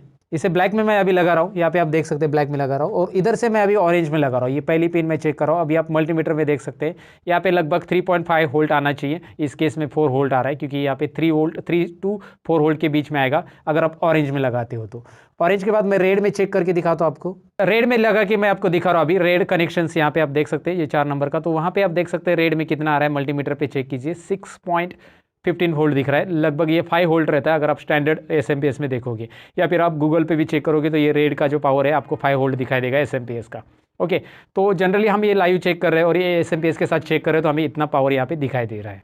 तो बेसिकली आप ऐसे चेक कर सकते हैं मल्टीमीटर के जरिए कि आपके एसएमपीएस में पावर जो आ रही है वो एग्जैक्ट आ रही है कि नहीं आ रही, कौन से केबल में पावर नहीं आ रही है, जैसे ये 12 वोल्ट कनेक्टर में नहीं आ रही है, या फिर यहाँ पे कोई पावर नहीं आ रही है। तो यहाँ पे बेसिकली ये पावर चेक करने का एक तरीका मैंने आपको बताया कि मल्टीमीटर के जरिए पावर चेक कैसे किया जाता है। डीसी पावर बेसिकली हम चेक कर सकते हैं। तो भाई अभी आपने देखा कि एसएमपीएस का ट्रबल शूटिंग कैसे करना है, लेकिन बेसिकली एसएमपीएस में ट्रबल शूटिंग तब करना रहता है जब आपको पावर नहीं आ रहा है। लेकिन अभी अब पावर आ रहा है, लेकिन कंप्यूटर में से आवाज़ आ रही है, जैसे कि बीप साउंड आ रहा है, 3 बार बीप साउंड आ रहा है, बीप बीप बीप, मैं आवाज़ निकाल रहा हूँ। ओके, तो ऐसा साउंड आ रहा है, फिर डिस्प्ले कुछ भी नहीं आ रहा है। ऐसा अगर आपका इशू है तो आपको ट्रबल शूटिंग में क्या देखना है, आपको रैम की तरफ जाना है और रैम को क्लीन करना है। ये रैम आपको दिखाई दे रहा है, जो कि मैंने आपको पहले ही बताया इसके बारे में। तो यहाँ पे मैं से ये लॉक को मैं प्रेस कर रहा हूँ, इसे मैं निकाल रहा हूँ, और इसका निकाल के मैं साफ़ करूँगा। इसे मैं इरेजर से साफ़ करूँगा। ये रहा इरेजर बहुत पुराना है एक्चुअली, ये मैं काफ़ी अरसे से इसे यूज़ करते आ रहा हूँ, इसलिए पुराना है। बट हमें इरेजर की यहाँ पे ज़रूरत इसलिए क्योंकि ये गोल्डन पॉइंट यहाँ पे हमें क्लीन करने, कोई भी इरेजर चलेगा, पर आपको ये गोल्डन पॉइंट के ऊपर ही इस इरेजर से ऐसा ड्रैग करना। याद रखिए यहाँ पे जो आईसीज है उसको मतलब इरेजर का टच नहीं होना चाहिए, बस ये गोल्डन पॉइंट को खींचना। मैंने ऑलरेडी इस रैम को क्लीन किया है, बस आपको एग्जांपल दिखा रहा हूँ। मैं इसके ऊपर ऐसे इस तरफ भी करूँगा और इस तरफ भी, दोनों साइड रैम को जो गोल्डन पॉइंट आपको दिखाई दे रहे हैं, बस आपको यहाँ पे इस तरह से इसे क्लीन करना है। सिंपल तरीका है रैम को क्लीन करने का, मतलब ऐसा एक ही बार नहीं ड्रैग करना है, ऐसे आपको घिसना है इसके ऊपर अच्छे से, और यहाँ पे जो भी जंग लगा है वो निकलना चाहिए। क्योंकि क्या होता है कि बहुत सारी बार आप 10-15 दिन कंप्यूटर बंद रखते हो, तो उस टाइम पे इसके ऊपर थोड़ा सा जंग लगता है या डस्ट जमा होती है, तो उसकी वजह से डिस्प्ले नहीं आता है, बीप साउंड आता रहता है। तो डिस्प्ले नहीं आने का कारण एक रैम हो सकता है, रैम के अलावा भी कई और कारण है, लेकिन रैम का एक मेन कारण है जो कि बीप साउंड आता है। लेकिन कई बार ऐसा होता है कि सिस्टम में से बीप साउंड नहीं आता है, क्योंकि जो एरर डिटेक्टर स्पीकर रहता है ना सिस्टम के मदरबोर्ड पे, वो नहीं रहता। आपके केस में अगर स्पीकर नहीं है, एक इंटरनल स्पीकर रहता है छोटा सा, जो एरर अगर है आपके सिस्टम में तो वो बताता है। जैसे आप सिस्टम चालू करते ही कभी कभी देखा होगा कि एक बीप साउंड आता है। बीप साउंड मतलब एवरीथिंग इज ओके, और उसके बाद सिस्टम चालू हो जाता है। तो अगर आपके सिस्टम में कोई भी एरर है तो स्पीकर में से एक बीप नहीं, मल्टीपल बीप आते हैं। एक बीप आ गया मतलब नो एरर, आपका सिस्टम ओके, वो चालू हो जाएगा। लेकिन आपके सिस्टम में वो स्पीकर ही नहीं है जो छोटा सा रहता है। मेरे केस में देखिए, मेरे मदरबोर्ड में वो स्पीकर अभी आपको दिखाओ तो नहीं है यहाँ पे, तो मेरे सिस्टम में वो बीप साउंड नहीं आता है, राइट। तो आपके केस में भी वो छोटा सा स्पीकर रहता है। मैं उसका चाहिए तो इमेज यहाँ पे स्क्रीन पे ऊपर आपको दिखा रहा हूँ। ये छोटा सा स्पीकर है जो कि आपके मदरबोर्ड के ऊपर रहता है, उसकी वजह से आपको बीप साउंड सुनाई देता है। और एक सिंगल बीप आया तो आपका सिस्टम ओके चालू हो गया, लेकिन आपको मल्टीपल बीप सुनाई दे रहे हैं तो समझ जाना कि रैम को आपको क्लीन करना है, राइट। ओके, ये तो आपको मैंने बताया डिस्प्ले नहीं आने का कारण रैम क्लीन करना। रैम को दोबारा लगा दो। लगाना कैसे, नॉच पे नॉच, ये नॉच उल्टा है यहाँ पे आपको, ये देखिए इस तरफ नॉच पे नॉच लगा देना है, प्रॉपरली लगाना है। इसको उल्टा लगाएंगे तो लगेगा नहीं, ज़बरदस्ती तो करनी नहीं है, राइट। इन डिवाइसेस के साथ बिल्कुल ज़बरदस्ती मत करो, सीधा लगाओ और प्रेस करो हल्का सा, बस ये दोनों लॉक ऑटोमेटिक लग जाते हैं। That's it. तो ये मैंने रैम के बारे में बताया कि बेसिकली रैम में अगर आपको ट्रबल शूटिंग करनी है तो कैसे करनी रहती है। हमने एसएमपीएस देखा, हमने रैम का ट्रबल शूटिंग देखा। अब आपको मैं ये भी बताऊं कि यहाँ पे एक बैटरी लगी हुई है, CMOS बैटरी। अब इसका क्या ट्रबल शूटिंग रहता है, ये सिंपल है। अगर आपके कंप्यूटर में टाइम प्रॉपर नहीं आ रहा है तो इस CMOS बैटरी का मतलब एक्सपायरी डेट आ गया है या एक्सपायर हो गया है, याद रखो। तो ये मैं आपको बता देता हूँ, इसे निकालना कैसे। ये देखिए स्क्रू ड्राइवर से मैं यहाँ पे प्रेस कर रहा हूँ, सिंपल, ये प्रेस किया, ये निकल गया। ये CMOS बैटरी, ये टाइम जनरेट करती है आपके सिस्टम में, अप टू डेट टाइम रखती है। आप जो भी फाइल सेव करते हो सारा का सारा इसकी वजह से आ रहा है। आप कंप्यूटर बंद करते हो अभी सपोज, तो कल सुबह चालू करते हो तो कल सुबह का टाइमिंग आएगा, अभी का टाइमिंग नहीं आएगा। लेकिन अगर ये बैटरी खत्म हो गई तो भाई 12 बजेंगे मिनटू से जब भी आप सिस्टम चालू करेंगे तो 12 ही बजे है आपके सिस्टम में दिखाई देंगे, 12 से टाइमिंग हमेशा चालू होगा। तो ये बात याद रखनी है आपको। This is what CMOS battery, complementary metal oxide semiconductor, इतना बड़ा फुल फॉर्म है इसका। लेकिन फुल फॉर्म का क्या करोगे, लेकिन याद रखना है ये CMOS बैटरी बायोस को अप टू डेट रखती है, और इसके लिए आपको बस 75 रुपये स्पेंड करने हैं, ज़्यादा से ज़्यादा 75-50 रुपीज़ में भी आ जाती है। इसे आपको खरीदना है, 3 साल इसकी लाइफ रहती है। आप अगर सिस्टम ले चुके नया नया तो डोंट वरी अबाउट इट, 3 साल चलती है, उसके बाद आपको इसको बदलना है। बदलने के लिए कुछ नहीं है, सिंपल है, यहाँ से निकालना है, हार्डवेयर की दुकान में मिल जाती है। लेकिन इसकी ज़रूरत क्यों है, क्योंकि टाइम प्रॉपरली जनरेट हो जाए। एक ट्रबल शूटिंग याद रखो जो कि इंपॉर्टेंट चीज़ें हैं। बाकी सारी ट्रबल शूटिंग ऐसी कि केबल निकालो और केबल प्रॉपर लगाओ, चालू हो जाता है। अब एक इंपॉर्टेंट ट्रबल शूटिंग होती है जो कि होती है CPU की। अब आपको यहाँ पे CPU पे ज़्यादा डस्ट दिखाई दे रही है, और ये जितनी ज़्यादा डस्ट होती जाएगी उतना ज़्यादा CPU हीट होगा, और कई बार ऐसा होगा कि 2 घंटे के बाद कंप्यूटर चलने के बाद बंद हो जाएगा, राइट। तो 2-3 घंटे के बाद बंद हो रहा है क्योंकि वो CPU एक पर्टिकुलर हीट में जाने के बाद कंप्यूटर ऑटोमेटिक बंद हो जाता है, फिर आप चालू रिस्टार्ट करते हो फिर चलता है। तो ये डस्ट को आपको क्लीन करना होगा। क्लीन करने के लिए आपको इमेज दिखाई दे रहा है, एक ब्लोअर आपको यूज़ करना पड़ेगा, या फिर वैक्यूम क्लीनर आप यूज़ कर सकते हैं, जो कि स्क्रीन के ऊपर मैं आपको दिखा रहा हूँ, जिसके लिंक मैं डिस्क्रिप्शन में भी दे रहा हूँ। आप वहाँ से अमेजोन से वगैरह खरीद सकते हैं, राइट। ये क्लीनर की ज़रूरत आपको तब होती है जब आपका सिस्टम बहुत दिन तक पड़ा है और उसके अंदर बहुत सारा डस्ट है, क्योंकि आप हाथ से डस्ट साफ करोगे तो वो नहीं निकलती, ज़्यादातर नहीं निकलती। इसे आप हवा से साफ करोगे तो वो अच्छे और क्लीन हो जाती है, इसलिए ब्लोअर का इस्तेमाल करो। अगर आप एक हार्डवेयर इंजीनियर बनना चाहते हो तो ये क्लीनर वगैरह आपके साथ हमेशा रखो, ताकि आप प्रॉपरली सर्विस लोगों को दे सके, उनका सिस्टम प्रॉपर क्लीन कर सके। ओके, दूसरी चीज़ ऐसी कि इसे आप ब्रश से भी क्लीन कर सकते, लेकिन इसे खोलना कैसे है। इसका जो फैन है, CPU के ऊपर लगा हुआ फैन है, नीचे CPU है, चिप प्रोसेसर नीचे है, तो इसे खोलना एकदम सिंपल है। मैं आपको दिखाता हूँ। यहाँ पे आपको इसे घुमाना है, इसे घुमाना है। ये देखिए, ये जो है ना, मैं इसको एरो की तरफ घुमा रहा हूँ। जो एरो दिख रहा है उसकी मैं एक काम करता हूँ, रैम को थोड़ा सा साइड में रख देता हूँ थोड़ी देर के लिए, वो बीच में दिक्कत कर रहा है। इसे मैं ऐसा घुमा रहा हूँ, ये देखिए एरो दिख रहा है, एरो दिख रहा है, उसकी तरफ, एरो की तरफ आपको घुमाना है। लाइक कई सिस्टम्स में आपको ये फ़ैन के लॉक अलग तरीके के नज़र आते हैं। एक AMD का प्रोसेसर है तो वो लोग इस तरह का नहीं होता, ये इंटेल का प्रोसेसर है जो आपको यहाँ पे लोगो दिख रहा है। बट उसमें क्या होता है कि वो थोड़ा सा स्क्रू ड्राइवर का लॉक रहता है, तो आप स्क्रू से खोल सकते हैं। लेकिन AMD तो ऐसे ही करता है। ये देखिए, इसे खींचिए अजी, इसे खींचिए, इसे खींचिए, इसे भी खींचिए। इसके खींचने के बाद आपको एक साथ अभी चारों को अनलॉक करने के बाद खींचना है। ये देखिए निकल आया। ये है, यहाँ पे आपको ये नीचे का पार्ट है जो कि CPU के साथ, यहाँ पे CPU दिखाई दे रहा है, प्रोसेसर नीचे देखिए, यहाँ पे प्रोसेसर है, राइट। अब यहाँ पे ये जो है ना, थोड़ा सा आपको लिक्विड टाइप कुछ दिखाई देगा, इसे हीट सिंक सोल्यूशन बोला जाता है। ओके, थर्मल पेस्ट हम इसे बोलते हैं।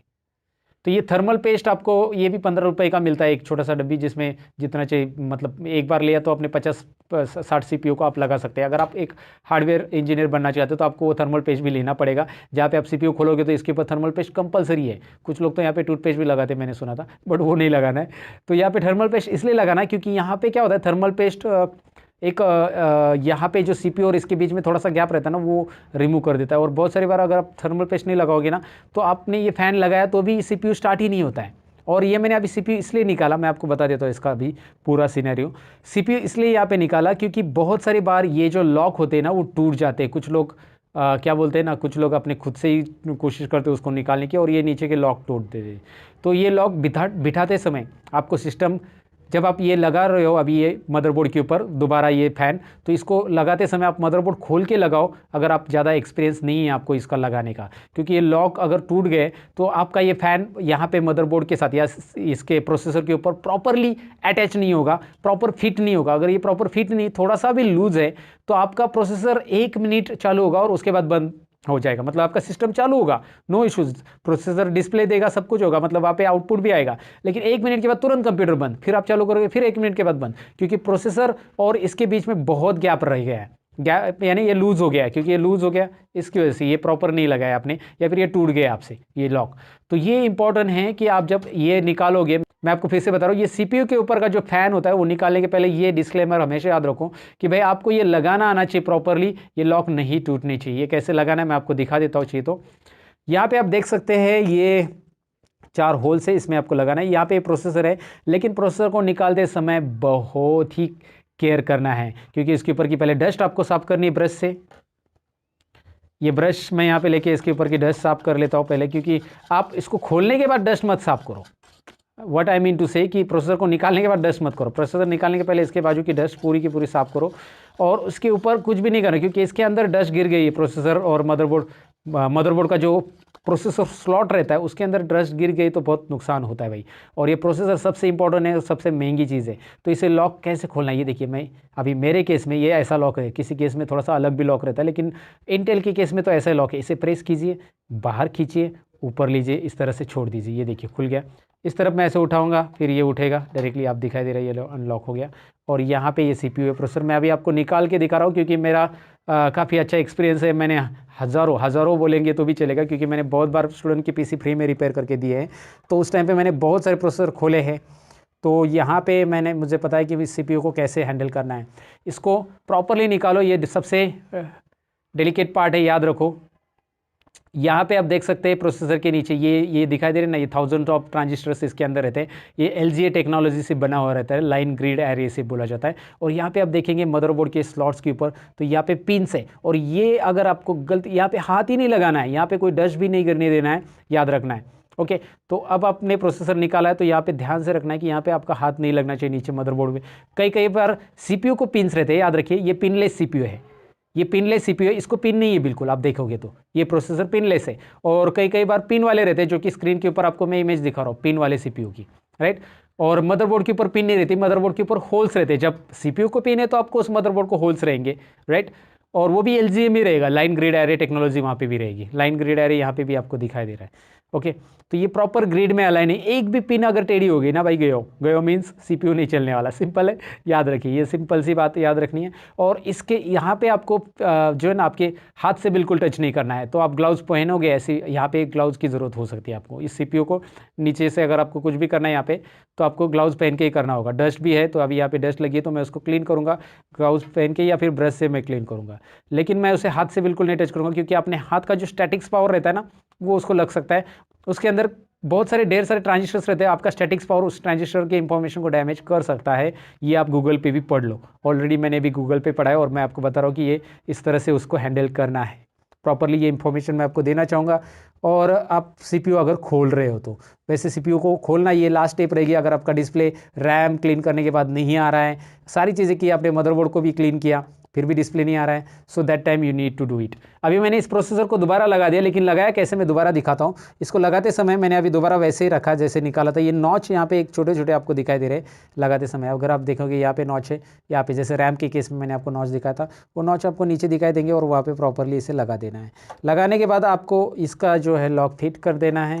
ये छोटी सी चीज़ जो है बहुत इंपॉर्टेंट है, लेकिन इस तरह से ये देखिए इसमें अटक जाएगा, ये नीचे जाएगा और ये लॉक हो जाएगा। ये देखिए ध्यान से, ये लॉक होने के बाद आप जो चाहिए ऊपर दर्श का काम कर सकते हैं। तो ये प्रोसेसर लास्ट में खोलो अगर आपको बाकी सारी चीज़ें नहीं मिल रही। रैम आपने क्लीन कर ली, आपने मदरबोर्ड क्लीन कर लिया, आपने सारी चीज़ें क्लीन कर लिया और फिर भी डिस्प्ले नहीं आ रहा है। रैम और मदरबोर्ड क्लीन करो, डिस्प्ले नहीं आ रहा है, तो ये मेरा पहला सजेशन है। दूसरा ये कि ये सारी चीज़ें करने के बाद डिस्प्ले नहीं आ रहा है, तो go for S M P S को ये कर लो, इसके बाजू में सारा क्लीन करो, यहाँ पे ना थर्मल पेस्ट लगा दो, थर्मल पेस्ट लगा के यहाँ पे इसे लगा दो। अभी मेरे पास थर्मल पेस्ट है नहीं तो मैं आपको थर्मल पेस्ट भी दिखा देता कैसे लगाना है। वैसे ज़रूरी नहीं, क्योंकि इसमें थर्मल पेस्ट ऑलरेडी लगी हुई है। कई केस में सीपीयू बहुत पुराना हो जाता है तो थर्मल पेस्ट वहाँ पे नहीं रहती, तो आपको वो थर्मल पेस्ट की जो है ना हीट सिंक सोल्यूशन या थर्मल पेस्ट उसे बोला जाता है, वो लेके आना है हार्डवेयर की दुकान से और उसे लगा देना है। कंप्यूटर हार्डवेयर की जहाँ पे पार्ट्स मिलते हैं वहाँ पे ये चीज़ें आपको मिलेगी। तो अभी मैं आपको दिखाता हूँ, मैंने मदरबोर्ड ऑलरेडी खोल दिया है। मदरबोर्ड के स्क्रू कैसे खोलने, ये बेसिक बात है दोस्तों। यहाँ पे कुछ स्क्रू रहते हैं, उसको खोल देना है बस। तो इतना डिफिकल्ट नहीं रहता मदरबोर्ड के स्क्रू निकालना वगैरह, तो ये सिंपल है। बस यहाँ पे कुछ स्क्रू रहते हैं, जैसे मैंने ये स्क्रू खोल दिए। बाकी कनेक्शन कैसे मदरबोर्ड की निकालने हैं और लगाने वो मैंने आपको पहले ही बताया। अब ये मदरबोर्ड मैंने अलग इसलिए किया क्योंकि ये जो मुझे लॉक लगाने हैं ना एस CPU के, ये मुझे खोल के ही लगाने हैं, याद रखो। हाँ, मुझे अगर इसका लॉक निकालने हैं तो मैं मदरबोर्ड अटैच है तब निकाल सकता हूँ, लेकिन मदरबोर्ड में अभी मैंने बाहर क्यों निकाला, इसका रीज़न ये है क्योंकि ये प्रॉपर लॉक नहीं लगे, टूट गए, तो आपको ये लॉक बदलने पड़ेंगे या फिर आपको फ़ैन ही बदलना पड़ेगा। अगर आपके पास पुराने फ़ैन के कोई लॉक नहीं है अवेलेबल ऐसे वाले, तो आपको क्या करना पड़ेगा, फ़ैन ही बदलना पड़ेगा पूरा पूरा। और ये 350 से 400 रुपये का फ़ैन आता है, मैं प्राइस भी बता देता हूँ। तो ये फ़ैन में इतना अमाउंट डालने से अच्छा है कि आप इसके लॉक प्रॉपर लगा दो, गलती मत करो, राइट। तो हम हार्डवेयर का काम करने आए हैं, पैसे कमाने आए हैं, पैसे डालने नहीं आए हैं। ओके, तो आपको अगर हार्डवेयर का काम वहाँ पे करना है तो आपको वहाँ से पैसे मिलने चाहिए, तो काम प्रॉपर करो। ये देखिए मैं कैसे लगा रहा हूँ। यहाँ पे ना आपको याद रखना है कि ये जो दोनों के दोनों है ना नीडल्स, ये जो दिखाई दे रहे छोटे छोटे प्लास्टिक के, ये इसके अंदर जाने चाहिए। जब जाएंगे तो ये नीचे की तरफ आ जाएंगे, ऐसे ऐसे चारों साइड, चारों के भी नीडल्स आपको प्रॉपरली ऐसा आप देख के कर सकते हैं, क्योंकि आपको अभी पीछे का पार्ट दिख रहा है। अगर आप मदरबोर्ड खोलोगे नहीं तो आपको नहीं दिखाई देगा कि वो नीडल्स नीचे आए कि नहीं आए, और आप ऊपर से ज़बरदस्ती करोगे तो एक नीडल्स बाहर रहता है और फिर वो टूट जाता है। ऐसे बहुत सारी बार हुआ है, मेरे साथ भी हुआ है ऐसा। तो अब मैंने तभी से ये ठान लिया कि भाई मैं जब भी अभी लगाऊंगा लॉक को, थोड़ा टाइम दूंगा, मैं मदरबोर्ड खोल लूँगा पूरा पूरा और लगा दूंगा, क्योंकि इससे बेनिफिट ये होगा कि ये लॉक अभी देख सकती है पूरे दोनों नीडल्स नीचे आए हैं। अब इससे मेरे लॉक टूटेंगे नहीं। और यहाँ पे मैं अभी प्रेस करूँगा, इसको प्रेस करना है और उल्टा घुमाना है। जैसे मैंने स्टार्टिंग में खोलने टाइम बताया था कि आपको एरो की तरफ घुमाना है, अभी एरो से उल्टा घुमाना है, प्रेस करके घुमाना है, नीचे प्रेस करना है और घुमाना है, इसे भी नीचे प्रेस करना है और घुमाना है। क्योंकि ऑलरेडी क्या होता है मैं आपको दिखाऊंगा अभी, ये नीडल्स के अंदर एक ब्लैक नीडल रहती है, वो नीचे आ जाती है। ये देखिए एक ब्लैक हेडर या ब्लैक नीडल जिसे हम बोल सकते हैं, ये नीचे आ रहा है एक प्लास्टिक का, और ये लॉक हो चुका है। अब मैं इसे पकड़ रहा हूँ, ये देखिए मैंने खाली फैन को ही पकड़ा तो अभी ये परफेक्ट लग चुका है, बिल्कुल भी यहाँ पे आपको दिखाई दे रहा है कि ये ढीला नहीं। ये थोड़ा सा भी अगर इसमें गैप रहता है या ढीला रह जाता है एक तरफ भी, एक लॉक भी, तो भी आपका जो CPU है ना स्टार्ट होने के चांसेस कम है, या स्टार्ट होगा 1 मिनट के बाद बंद होगा, क्योंकि वो इतना हीट लेगा। तो आपको ये बात ध्यान में रखनी है जो कि मैंने आपको बता दी अभी। सो दैट्स इट, ये था CPU ट्रबल शूटिंग के बारे में। हमने जान लिया CPU, RAM, SMP सारी ट्रबल शूटिंग कैसे करनी इस पार्ट के अंदर। और ये पसंद आया हो तो लाइक शेयर और कमेंट ज़रूर कीजिएगा दोस्तों, क्योंकि मैंने मेहनत ली आपको बताने के लिए, तो आप थोड़ी सी मेहनत लीजिए लाइक और शेयर करने के लिए। कमेंट भी कीजिए कैसे लगा ये ट्रबल शूटिंग का पार्ट। और ज़्यादा एडवांस लेवल के कोर्सेज सीखने तो डिस्क्रिप्शन में हमारी वेबसाइट भी दी है, वहाँ पे भी चेक कर सकते हैं। अब हम आगे के पार्ट की तरफ बढ़ते हैं। तो भाई ट्रबल शूटिंग तो जान लिया, लेकिन ट्रबल शूटिंग के दौरान मैंने बताया था कि अगर आपका विंडोज़ करप्ट हो गया तो उसे रीइंस्टॉल करने की ज़रूरत पड़ेगी। तो रीइंस्टॉल करने की प्रोसेस कैसे रहती है, तो उसके लिए बूटेबल पेन ड्राइव कैसे बनाया जाता है, इंस्टॉलेशन के दौरान हार्ड डिस्क के पार्टीशंस कैसे किए जाते हैं, ये सारी चीज़ें एक ही वीडियो में, मतलब इस पार्ट में मैं आपको बताने वाला हूँ। तो चलिए इस पार्ट की तरफ बढ़ते हैं।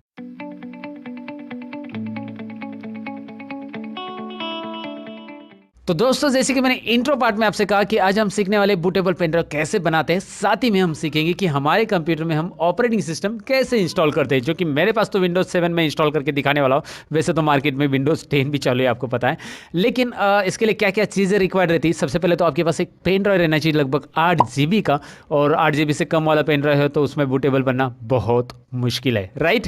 सो मैंने यहाँ पे पेन ड्राइव लिया है और मेरे कंप्यूटर को मैं अटैच करके, यानी लैपटॉप को मैं अटैच कर रहा हूँ। और यहाँ पे जैसे मैं माई कंप्यूटर में जाऊँगा लैपटॉप की, यानी दिस PC, मेरा विंडोज 10 है यहाँ पे इस लैपटॉप में, इसलिए दिस PC में जाऊँगा तो यहाँ पे आपको दिखाई दे रहा है मेरा पेन ड्राइव ये कनेक्टेड। इसका नाम दरअसल CD-ROM करके आया है, नाम आप बदल भी सकते हैं, आप इसका नाम यहाँ से रीनेम कर सकते हैं। इसका नाम CD-ROM नहीं है, ये मेरा पेन ड्राइव है, तो मैं इसका बूटेबल पेन ड्राइव बनाने वाला हूँ, तो मैं इसका नाम बूटेबल ऐसा भी रख सकता हूँ, राइट। आप कुछ भी नाम दे सकते हैं, तो मैंने यहाँ पे नाम दे दिया है बूटेबल। सो ये पेन ड्राइव का नाम अब कैसे चेंज करना है आपको समझ में, नाम दरअसल चेंज करने की ज़रूरत नहीं, मैंने बस बताया आपको चेंज कैसे करना है।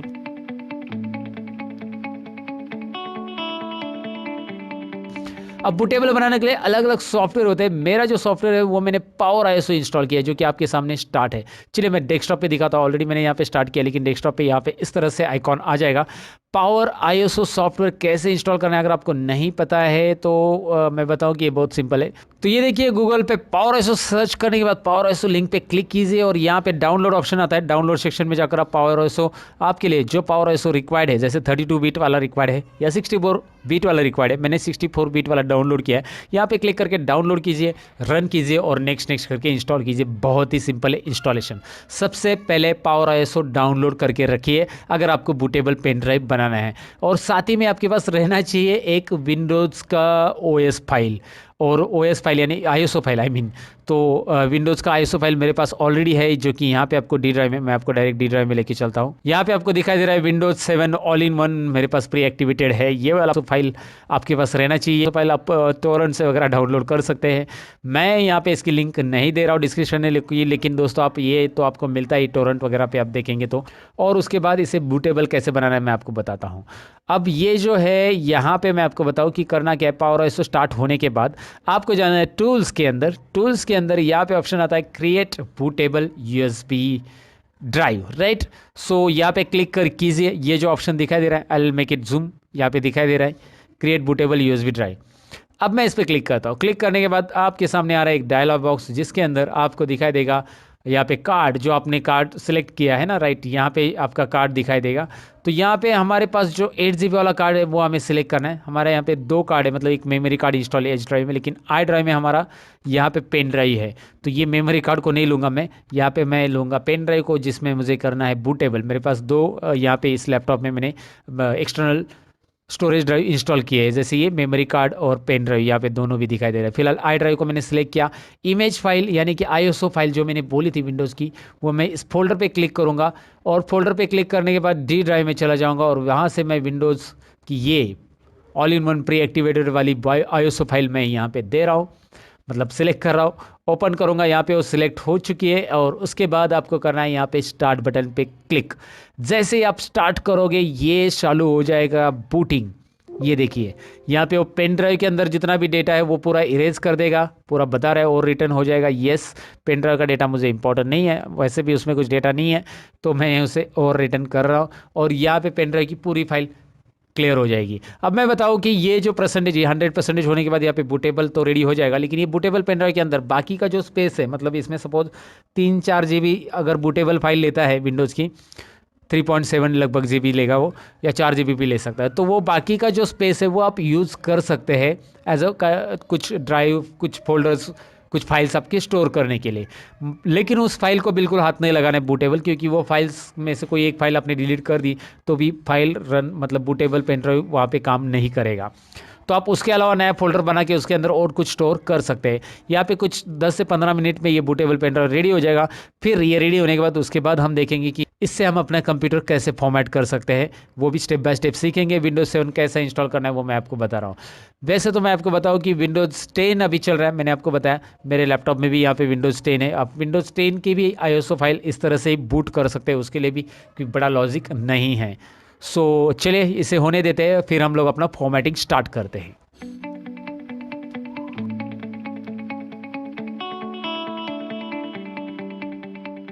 तो सबसे पहले तो जो बूटेबल पेन ड्राइव मैंने बनाया है वो मेरे कंप्यूटर को मैं अटैच करूंगा, यानी कि यहाँ पे पेन ड्राइव मैं इंसर्ट कर रहा हूँ, वो जो बूटेबल पेन ड्राइव मैंने बनाया है। उसके बाद मैं कंप्यूटर को स्टार्ट करूंगा, यानी कि पावर बटन यहाँ पे कंप्यूटर का प्रेस कर रहा हूँ। और उसके बाद जैसे मैं कंप्यूटर स्टार्ट करूंगा, कंप्यूटर स्टार्ट करने के बाद मेरे कीबोर्ड पे मैं डिलीट बटन प्रेस करते रहूंगा। डिलीट बटन इसलिए प्रेस करना है क्योंकि मैं बायो स्क्रीन में आना चाहता हूँ, और यहाँ पे आप देख सकते हैं मेरे कंप्यूटर पे बायो स्क्रीन आ चुका है, राइट। तो जैसे आप डिलीट बटन प्रेस करोगे आपके सामने आएगा ये बायोस विंडो, यानी कि आपके कंप्यूटर पर ये बायो स्क्रीन दिखाई देगी। और ये बायो स्क्रीन डिलीट बटन से आती है ऐसा नहीं, मैंने आपको बोला कि आपके केस में F2 बटन हो सकता है, F10 भी हो सकता है, F12 भी होता है। कई सारे लैपटॉप और कंप्यूटर के अलग अलग टाइप के हिसाब से, मतलब लैपटॉप अलग अलग कंपनी के रहेंगे तो वहां पे आपको अलग अलग की प्रेस करनी पड़ेगी ये बायोस की स्क्रीन लाने के लिए। और जो बायोस की स्क्रीन आपके सामने दिखाई दे रही है, ऐसे ही विंडो आपके कंप्यूटर में ऐसा नहीं हो सकता है, आपका बायोस कुछ अलग तरीके से दिख सकता है। लेकिन इसमें एक सेटिंग्स हमें करनी है, जो कि हमारे जो बूटेबल पेन ड्राइव में विंडो है वो हम हमारे कंप्यूटर में लोड करना चाहते हैं। तो उसके लिए क्या सेटिंग्स करनी है ध्यान से समझिएगा। सबसे पहले तो आप जाएंगे एडवांस बायोस फीचर्स में, या आपके बायोस स्क्रीन में कहीं पे भी बूट ऑप्शन दिखाई दे रहा है उसके अंदर आप चले जाएंगे। सो एडवांस बायोस फीचर में मैं यहां पे चला जा रहा हूं और यहां पे हार्ड डिस्क ड्राइव्स को मैं सिलेक्ट करूंगा। ये दिखाई दे रहा है, ये ऑप्शन मैं सिलेक्ट कर रहा हूं, इसके आगे मेरा सिलेक्शन है और यहां पे प्रेस एंटर करके लिखा आ रहा है। तो मैं प्रेस एंटर करूंगा तो मैं हार्ड डिस्क ड्राइव के सिलेक्शन में आ जाऊंगा, जिसमें फर्स्ट ड्राइव, सेकंड ड्राइव और थर्ड ड्राइव ऐसा दिखाई दे रहा है। फर्स्ट ड्राइव पे मेरे पास एक हार्ड डिस्क है, सेकंड ड्राइव पे भी एक और हार्ड डिस्क है, मतलब मेरे इस कंप्यूटर में 2 हार्ड डिस्क लगाई हुई है। आपके केस में यहाँ पे एक हार्ड डिस्क और एक पेन ड्राइव यही दिखाई देंगे, और फर्स्ट ड्राइव और सेकंड ड्राइव ऐसे दिखाई देगा, क्योंकि अगर आपके कंप्यूटर में 2 ही हार्ड डिस्क, मतलब एक ही हार्ड डिस्क है, तो मेरे कंप्यूटर में 2 हार्ड डिस्क है, इस केस में ऐसा दिखाई दे रहा है। मैं पहले बता देता हूँ, यहाँ पे 2 SATA हार्ड डिस्क आ रही है, एक सैमसंग की है, एक सीगेट की है, जिसका सीरियल नंबर आपको यहाँ पे दिखाई दे रहा है। और यहाँ पे जो आ रहा है वो पेन ड्राइव आ रहा है, जो कि USB SanDisk का पेन ड्राइव मैंने कनेक्ट किया हुआ है, जो बूटेबल पेन ड्राइव है। तो इसमें अभी जो मैं देख रहा हूं कि ऑपरेटिंग सिस्टम ये मेरा फर्स्ट हार्ड ड्राइव से रन हो रही है, लेकिन मैं चाहता हूं कि ऑपरेटिंग सिस्टम अभी पेन ड्राइव से रन हो, मतलब ऑपरेटिंग सिस्टम पेन ड्राइव में मेरे पास बूटेबल, तो मैं यहां से इंस्टॉल करना चाहता हूं। तो यहां पे मुझे क्या करना है, ये USB को ऊपर लाना है। तो इसके लिए मैं 1 नंबर फर्स्ट ड्राइव वाला जो हार्ड डिस्क है उसे सेलेक्ट करूंगा, एंटर बटन प्रेस करना है और उसकी जगह मैं यहाँ पे देखिए मैं डाउन एरो प्रेस करूंगा इसको सिलेक्शन के लिए। यहाँ पे माउस यूज नहीं होता है और बहुत सारे बायोज में माउस यूज नहीं किया जाता है, कीबोर्ड से ही आपको करना रहता है। लेकिन जो कुछ ऐसे कुछ बायोज है कि जिसमें माउस भी यूज होता है, जी हाँ दोस्तों, माउस भी यूज होता है सिलेक्शन के लिए, लेकिन यहाँ पे नहीं है। तो फिलहाल आप कीबोर्ड से डाउन एरो प्रेस करके सिलेक्ट कीजिए, जिसमें मैंने एंटर कर दिया USB SanDisk को। तो यहाँ पे फर्स्ट ड्राइव पे आ रहा है USB SanDisk, राइट। सो आपको याद रखना है कि हमारा जो पेन ड्राइव वो फर्स्ट ड्राइव पे रहना चाहिए, सेकंड ड्राइव पे हमारा हार्ड डिस्क रहना चाहिए, और थर्ड ड्राइव पे भी तो हार्ड डिस्क आ रहा है यहाँ पे, क्योंकि मेरे पास 2 हार्ड डिस्क है, राइट। सो अभी मैं F10 करूंगा। यहाँ पे F10 मतलब इस सेटिंग्स को मुझे सेव करना है। अब ये जो सेटिंग्स मैंने की है, टोटली सेटिंग्स आपको दिखाई दे रही है, ये सेटिंग्स आपको ध्यान में रखनी है, ताकि आप अपने पेन ड्राइव को ऊपर रखोगे तो ही उसमें से ऑपरेटिंग सिस्टम रीड होगा, नया OS आप इंस्टॉल कर सकते हैं। चलिए मैं यहाँ पे ओके कर देता हूँ। यहाँ पे ओके करना है आपको, मतलब एंटर बटन प्रेस करना है, और जैसे आप एंटर बटन प्रेस करोगे यहाँ पे ये रिस्टार्ट होगा आपका कंप्यूटर। यहाँ पे दिखाई दे रहा है मेरे कंप्यूटर में मेरी स्क्रीन सामने कैमरा लगा है वो भी दिख रहा है। ओके, यहाँ पे विंडोज इज लोडिंग फाइल्स करके आ रहा है, ये फाइल्स यहाँ पे लोड करेगा, इस तरह से दिखाई दे रहा है। अभी फाइल लोड हो रही है, अब हो गई फाइल लोड दोस्तों। इसके बाद स्टार्टिंग विंडोज की स्क्रीन आएगी। ये थोड़ा सा मैं फास्ट फॉरवर्ड कर रहा हूं और यहां पे आपको अभी कंप्यूटर में विंडोज लोड होते हुए दिखाई देगा। लेकिन सबसे पहले आपको ऑप्शन आएगा कि विंडोज 7 इंग्लिश लैंग्वेज, कौन सी आपको लैंग्वेज लेनी है। यहां पे कुछ भी चेंजेस आपको नहीं करना है, सिंपली आप अभी यहां पे माउस यूज कर सकते हैं दोस्तों, और माउस यूज करके यहां पे हम OS इंस्टॉल कर सकते हैं। यहां पे नेक्स्ट करना है। वैसे आपके पास माउस कनेक्टेड नहीं है तो यहां पे Alt N बटन प्रेस करके आप यहां पे नेक्स्ट कर सकते हैं। यहाँ पे दिख रहा है आपको, मैं यहाँ पे नेक्स्ट बटन पे क्लिक कर रहा हूँ। उसके बाद उसने पूछा इंस्टॉल विंडोज एक्टिवेटेड R2, मेरे पास ये एक्टिवेटेड विंडोज था तो यहाँ पे मैं क्लिक करूंगा install Windows activated R2, Windows activated setup is starting. So after that ये देखिए ये क्या आ रहा है, इसमें आपके ऑपरेटिंग सिस्टम की टाइप आपको सिलेक्ट करना है। आपको होम बेसिक चाहिए, आपको प्रोफेशनल चाहिए, आपको अल्टीमेट चाहिए, आपको होम प्रीमियम चाहिए, यहाँ से आप सिलेक्ट कर सकते हैं। और यहाँ पे ये जो X86 दिखाई दे रहा है ना आगे, ये है 32 बिट ऑपरेटिंग सिस्टम, और X64 जो दिखाई दे रहा है वो है 64 बिट ऑपरेटिंग सिस्टम। तो आप अपने कंप्यूटर में कौन सा इंस्टॉल करना चाहते हैं, that is up to you. अब मैं इसमें यहाँ पे दिखाई दे रहा है बहुत सारे ऑपरेटिंग सिस्टम है, मैं 64 अगर इंस्टॉल करना चाहता हूँ तो मैं 64 प्रोफेशनल वाला सिलेक्ट करूंगा, विंडोज 7 प्रोफेशनल 64, और 32 वाला इंस्टॉल करना चाहता हूँ तो ये प्रोफेशनल वाला X86 में इंस्टॉल करूंगा। तो मेरे केस में अभी मैं ऑलरेडी मेरे एक हार्ड ड्राइव में 32 बिट वाला है, तो मैं इस केस में यहाँ पे मैं 64 बिट का इसमें इंस्टॉल करता हूँ, क्योंकि ये मैं दूसरे हार्ड डिस्क में इंस्टॉल करना चाहता हूँ। 2 हार्ड डिस्क कनेक्टेड है इसमें, तो ये वाला मैं सिलेक्ट कर रहा हूँ। आपको जो इंस्टॉल करना है, क्योंकि जो आप सिलेक्ट करोगे, सपोज X86 32 बिट वाला सिलेक्ट करते हो तो आपके पास जो एप्लीकेशंस है वो 32 बिट वाले एप्लीकेशन उसी में चलेंगे, और अगर आप 64 बिट वाला लेते हो तो वो जो एप्लीकेशन है 64 बिट वाले में चलेंगे। तो ज़्यादातर आपके पास फोटोशॉप 7.0 है, पेजमेकर है, कोरल ड्रॉ 12 है, ऐसे सॉफ्टवेयर है जो कि मैं already real to real channel के ऊपर उसके ऊपर वीडियो बना चुका हूँ। और वो वीडियोज़ अपने नहीं देखे तो देख लो, ये एडवर्टाइज करना ज़रूरी था। रियल टू रियल चैनल है अपना एक, जिसमें फोटोशॉप, कोरल ड्रॉ, पेजमेकर के वीडियोज़ अवेलेबल है, ज़रा जाके चेक कीजिएगा।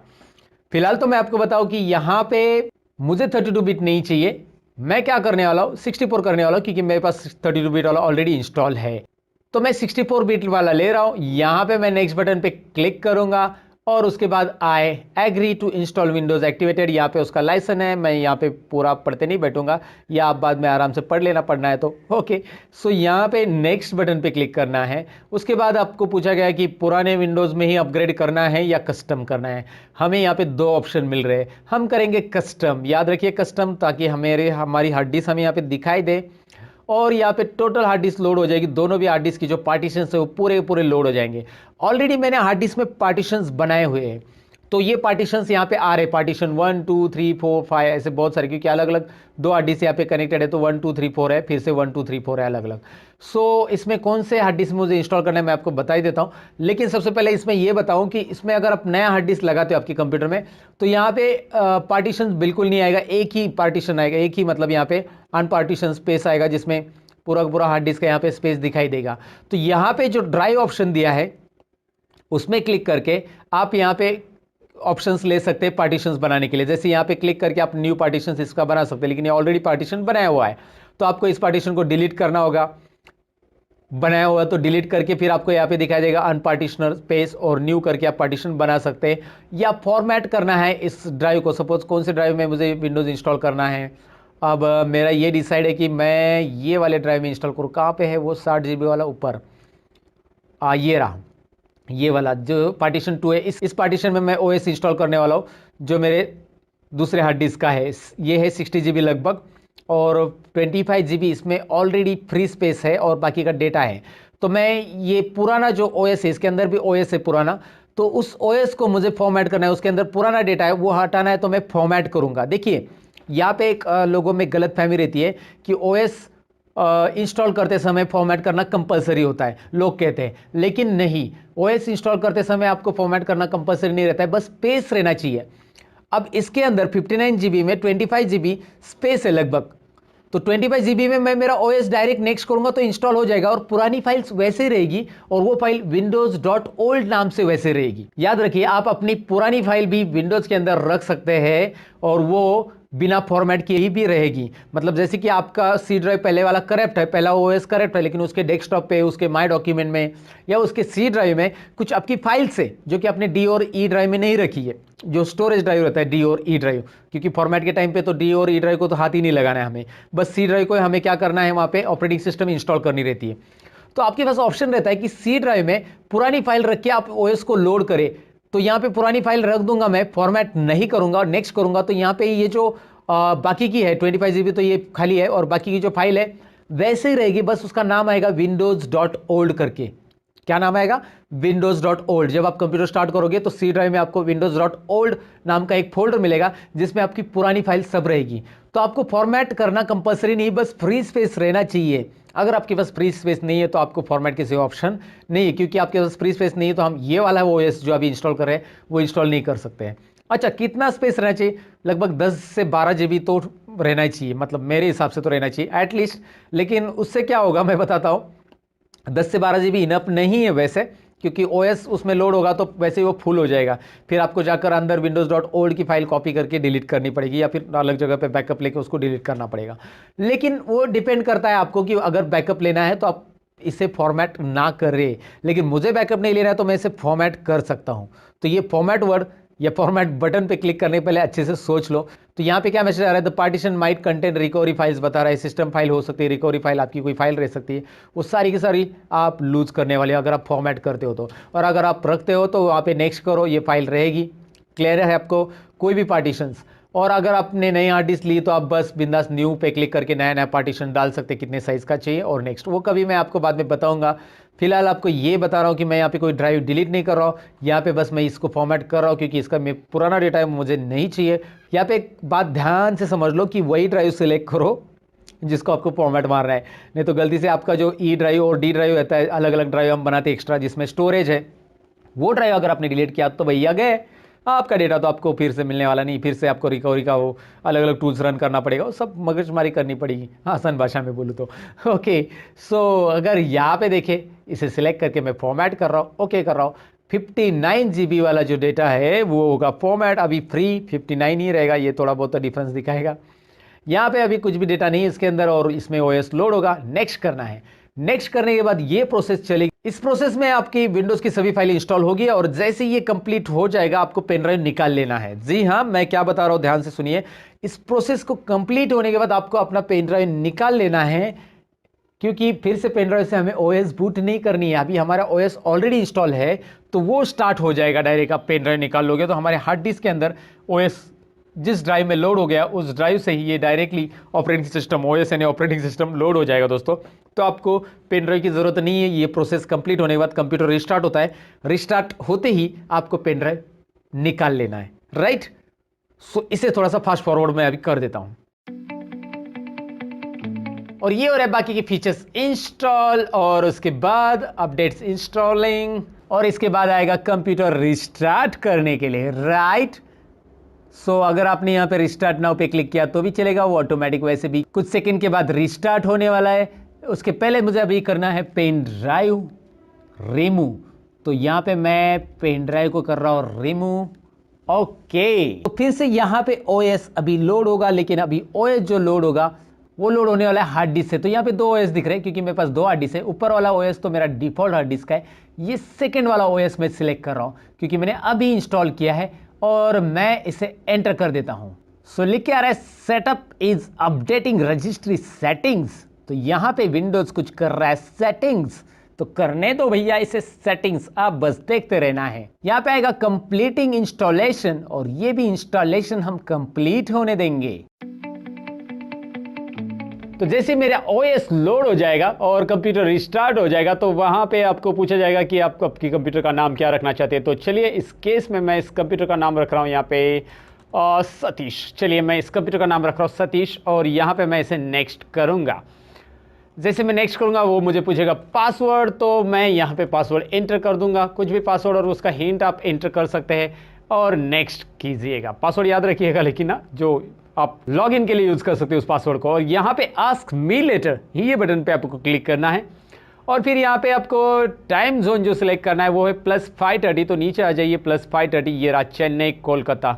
ओके, सो चेन्नई कोलकाता मुंबई दिल्ली ये मैंने सिलेक्ट किया है और नेक्स्ट बटन पे क्लिक करना है।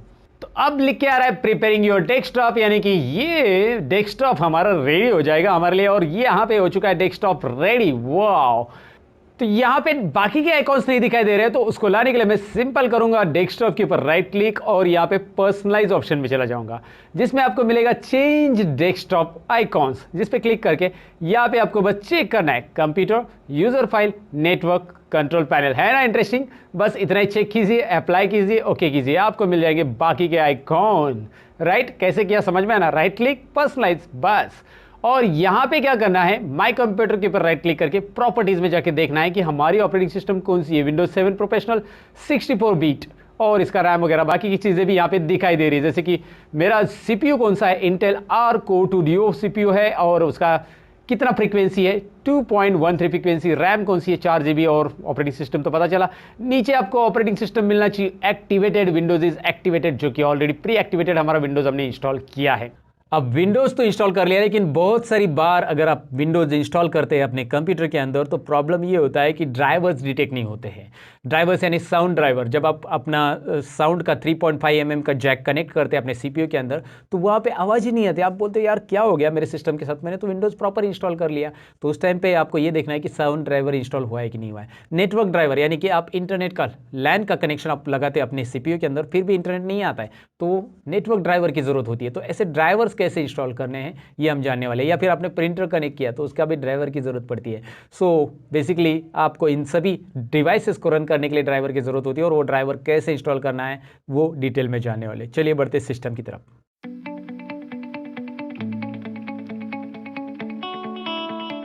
यहाँ पे ये जो नेटवर्क ड्राइवर और साउंड ड्राइवर ये क्रॉस दिख रहा है, मतलब यहाँ पे नेटवर्क का ड्राइवर, मतलब नेटवर्क की केबल यहाँ पे मैंने कनेक्ट की है, मेरे कंप्यूटर को ऑलरेडी कनेक्टेड है, फिर भी ये नहीं आ रहा है क्योंकि नेटवर्क का ड्राइवर इंस्टॉल नहीं। चलिए यहाँ पे क्लिक करके open network and sharing centre में जाते हैं, चेंज अडेप्टर सेटिंग में जाते हैं। यहाँ पे देखिए कुछ भी नहीं मिल रहा है दिखने को आपको। तो ड्राइवर इंस्टॉल अगर नहीं है इस केस में, आप अपने कंप्यूटर में ड्राइवर इंस्टॉल करने के लिए आपके कंप्यूटर का जो मदरबोर्ड है उसका एक सीडी, मदरबोर्ड के साथ आपको एक सीडी मिलता है, उसमें से आप ड्राइवर इंस्टॉल कर सकते हैं। अगर आप इन केस में वो सीडी गुम हो गया तो आप नेट से रियलटेक का ड्राइवर डाउनलोड कर सकते हैं। रियलटेक लैन ड्राइवर या रियलटेक इथरनेट ड्राइवर सर्च करके आपको डाउनलोड करना होगा, या लैपटॉप में आप कर रहे हो ऐसा तो लैपटॉप के लिए भी आपको ड्राइवर अलग से डाउनलोड करके आपके कंप्यूटर में लेके आकर या लैपटॉप पे लेके आकर इंस्टॉल करना होगा।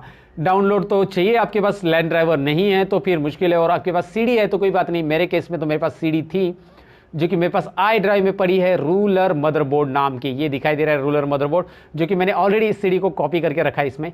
नेटवर्क ड्राइवर में मैं विंडोज 7 64 बीट वाला 3264 ये वाला फोल्डर ओपन करूंगा। इसमें ये सेटअप फाइल जो दिख रहा है रन करना है और येस करना है, और यहाँ पे ये नेटवर्क ड्राइवर इंस्टॉल होगा। दोस्तों देखिए यहाँ पे प्रिपेयरिंग सेटअप लिख के आ रहा है, यहाँ पे बस आपको नेक्स्ट करना है, इंस्टॉल करना है, दैट्स इट। अब देखिए क्या होगा, यहाँ पे अब तक क्रॉस आ रहा था, अब थोड़ी देर में क्या होगा आपको देखने को मिल जाएगा, आप खुद ही देखिएगा।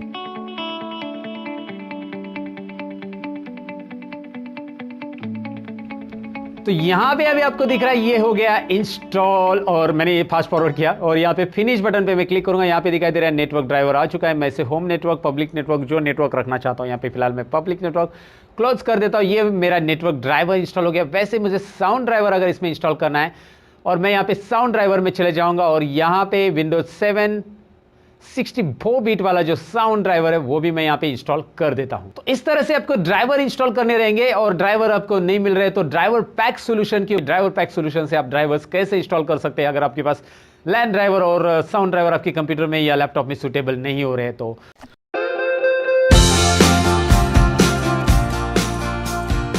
और अगर आपके पास ड्राइवर की सीडी नहीं है या कोई ड्राइवर आपको नहीं मिल रहा है, ड्राइवर तो बेसिकली आप गूगल पे जाकर ढूंढ सकते हैं, मतलब उस कंपनी से रिलेटेड।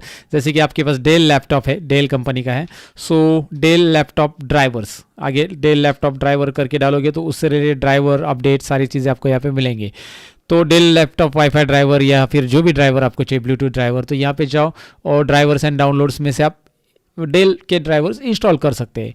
लेकिन आपको यूनिवर्सल ड्राइवर चाहिए तो बहुत सारे लोग इसे सर्च करते हैं। देखिए मैंने क्या सर्च किया गूगल की पर, DRP आपको दिखाई दे रहा है, DRP मैंने टाइप किया और मैं एंटर प्रेस कराऊँ, ड्राइवर पैक सॉल्यूशन, इस पर क्लिक कीजिए और इसके बाद इसे इंस्टॉल कीजिए और इस फाइल को रन कीजिए। ऑटोमेटिक ड्राइवर डिटेक्ट करता है, लेकिन मैं इसे अभी रिकमेंड इसलिए नहीं करूँगा क्योंकि ये अनवांटेड ड्राइवर्स भी बहुत सारे डालता रहता है।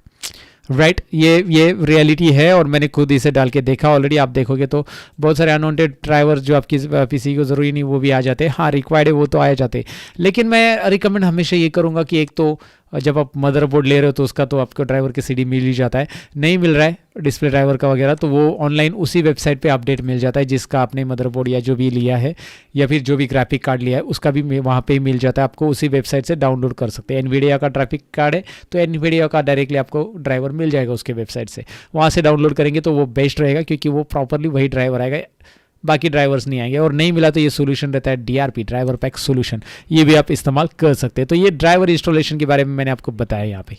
अब हमने इतनी सारी बातें जान ली, लेकिन हमें डेस्कटॉप की सेटिंग्स पता होनी चाहिए। भाई सेटिंग बहुत इंपॉर्टेंट चीज़ है, सेटिंग हर एक जगह पे यूज़फुल होती है।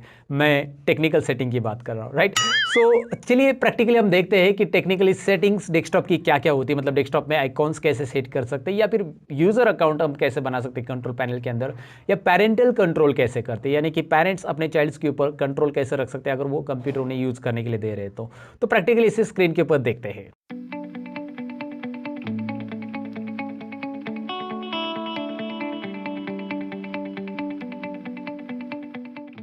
सो दोस्तों अब बारी है डेस्कटॉप की कुछ इंपॉर्टेंट सेटिंग्स जानने की, और कंट्रोल पैनल की भी कुछ सेटिंग्स हम जानने वाले हैं। सबसे पहले मैं आपको हमेशा रिकमेंड करूंगा कि डेस्कटॉप के ऊपर ज़्यादा फाइल ना रखें। जैसे मैंने यहाँ पे 4 कॉलम में फाइल रखी आपको दिखाई दे रही है। ज़्यादा फाइल्स आपको रखनी है तो आप ड्राइव उसके लिए बनाएं। जैसे आप अपने दिस पीसी में जाओगे तो वहाँ पे ढेर सारे आपके ड्राइव रहते हैं, इनमें स्टोर करो, डी और ई ड्राइव में स्टोर करो। क्योंकि डेस्कटॉप पे आप ज़्यादा फाइल रखते हो तो उसका ड्रॉबैक ये होता है, पहली चीज़ तो जब भी आप कंप्यूटर फॉर्मेट करने जाओगे तो सी ड्राइव के अंदर की फाइल को आपको इरेज करना पड़ता है, मतलब पूरा क्लीन करना है। तो ज़रूरी नहीं, मैंने आपको फॉर्मेट के टाइम पे वो बताया कि सी ड्राइव की फाइल भी आप रख सकते हैं, लेकिन आपकी इंपॉर्टेंट फाइल है जो आपको क्विकली एक्सेस करनी है तो आप हार्ड डिस्क दूसरी जगह पे भी लगा के क्विकली एक्सेस कर सकते हैं इजीली। तो इसलिए लोकल डिस्क ड्राइव में उसे हमेशा रखो।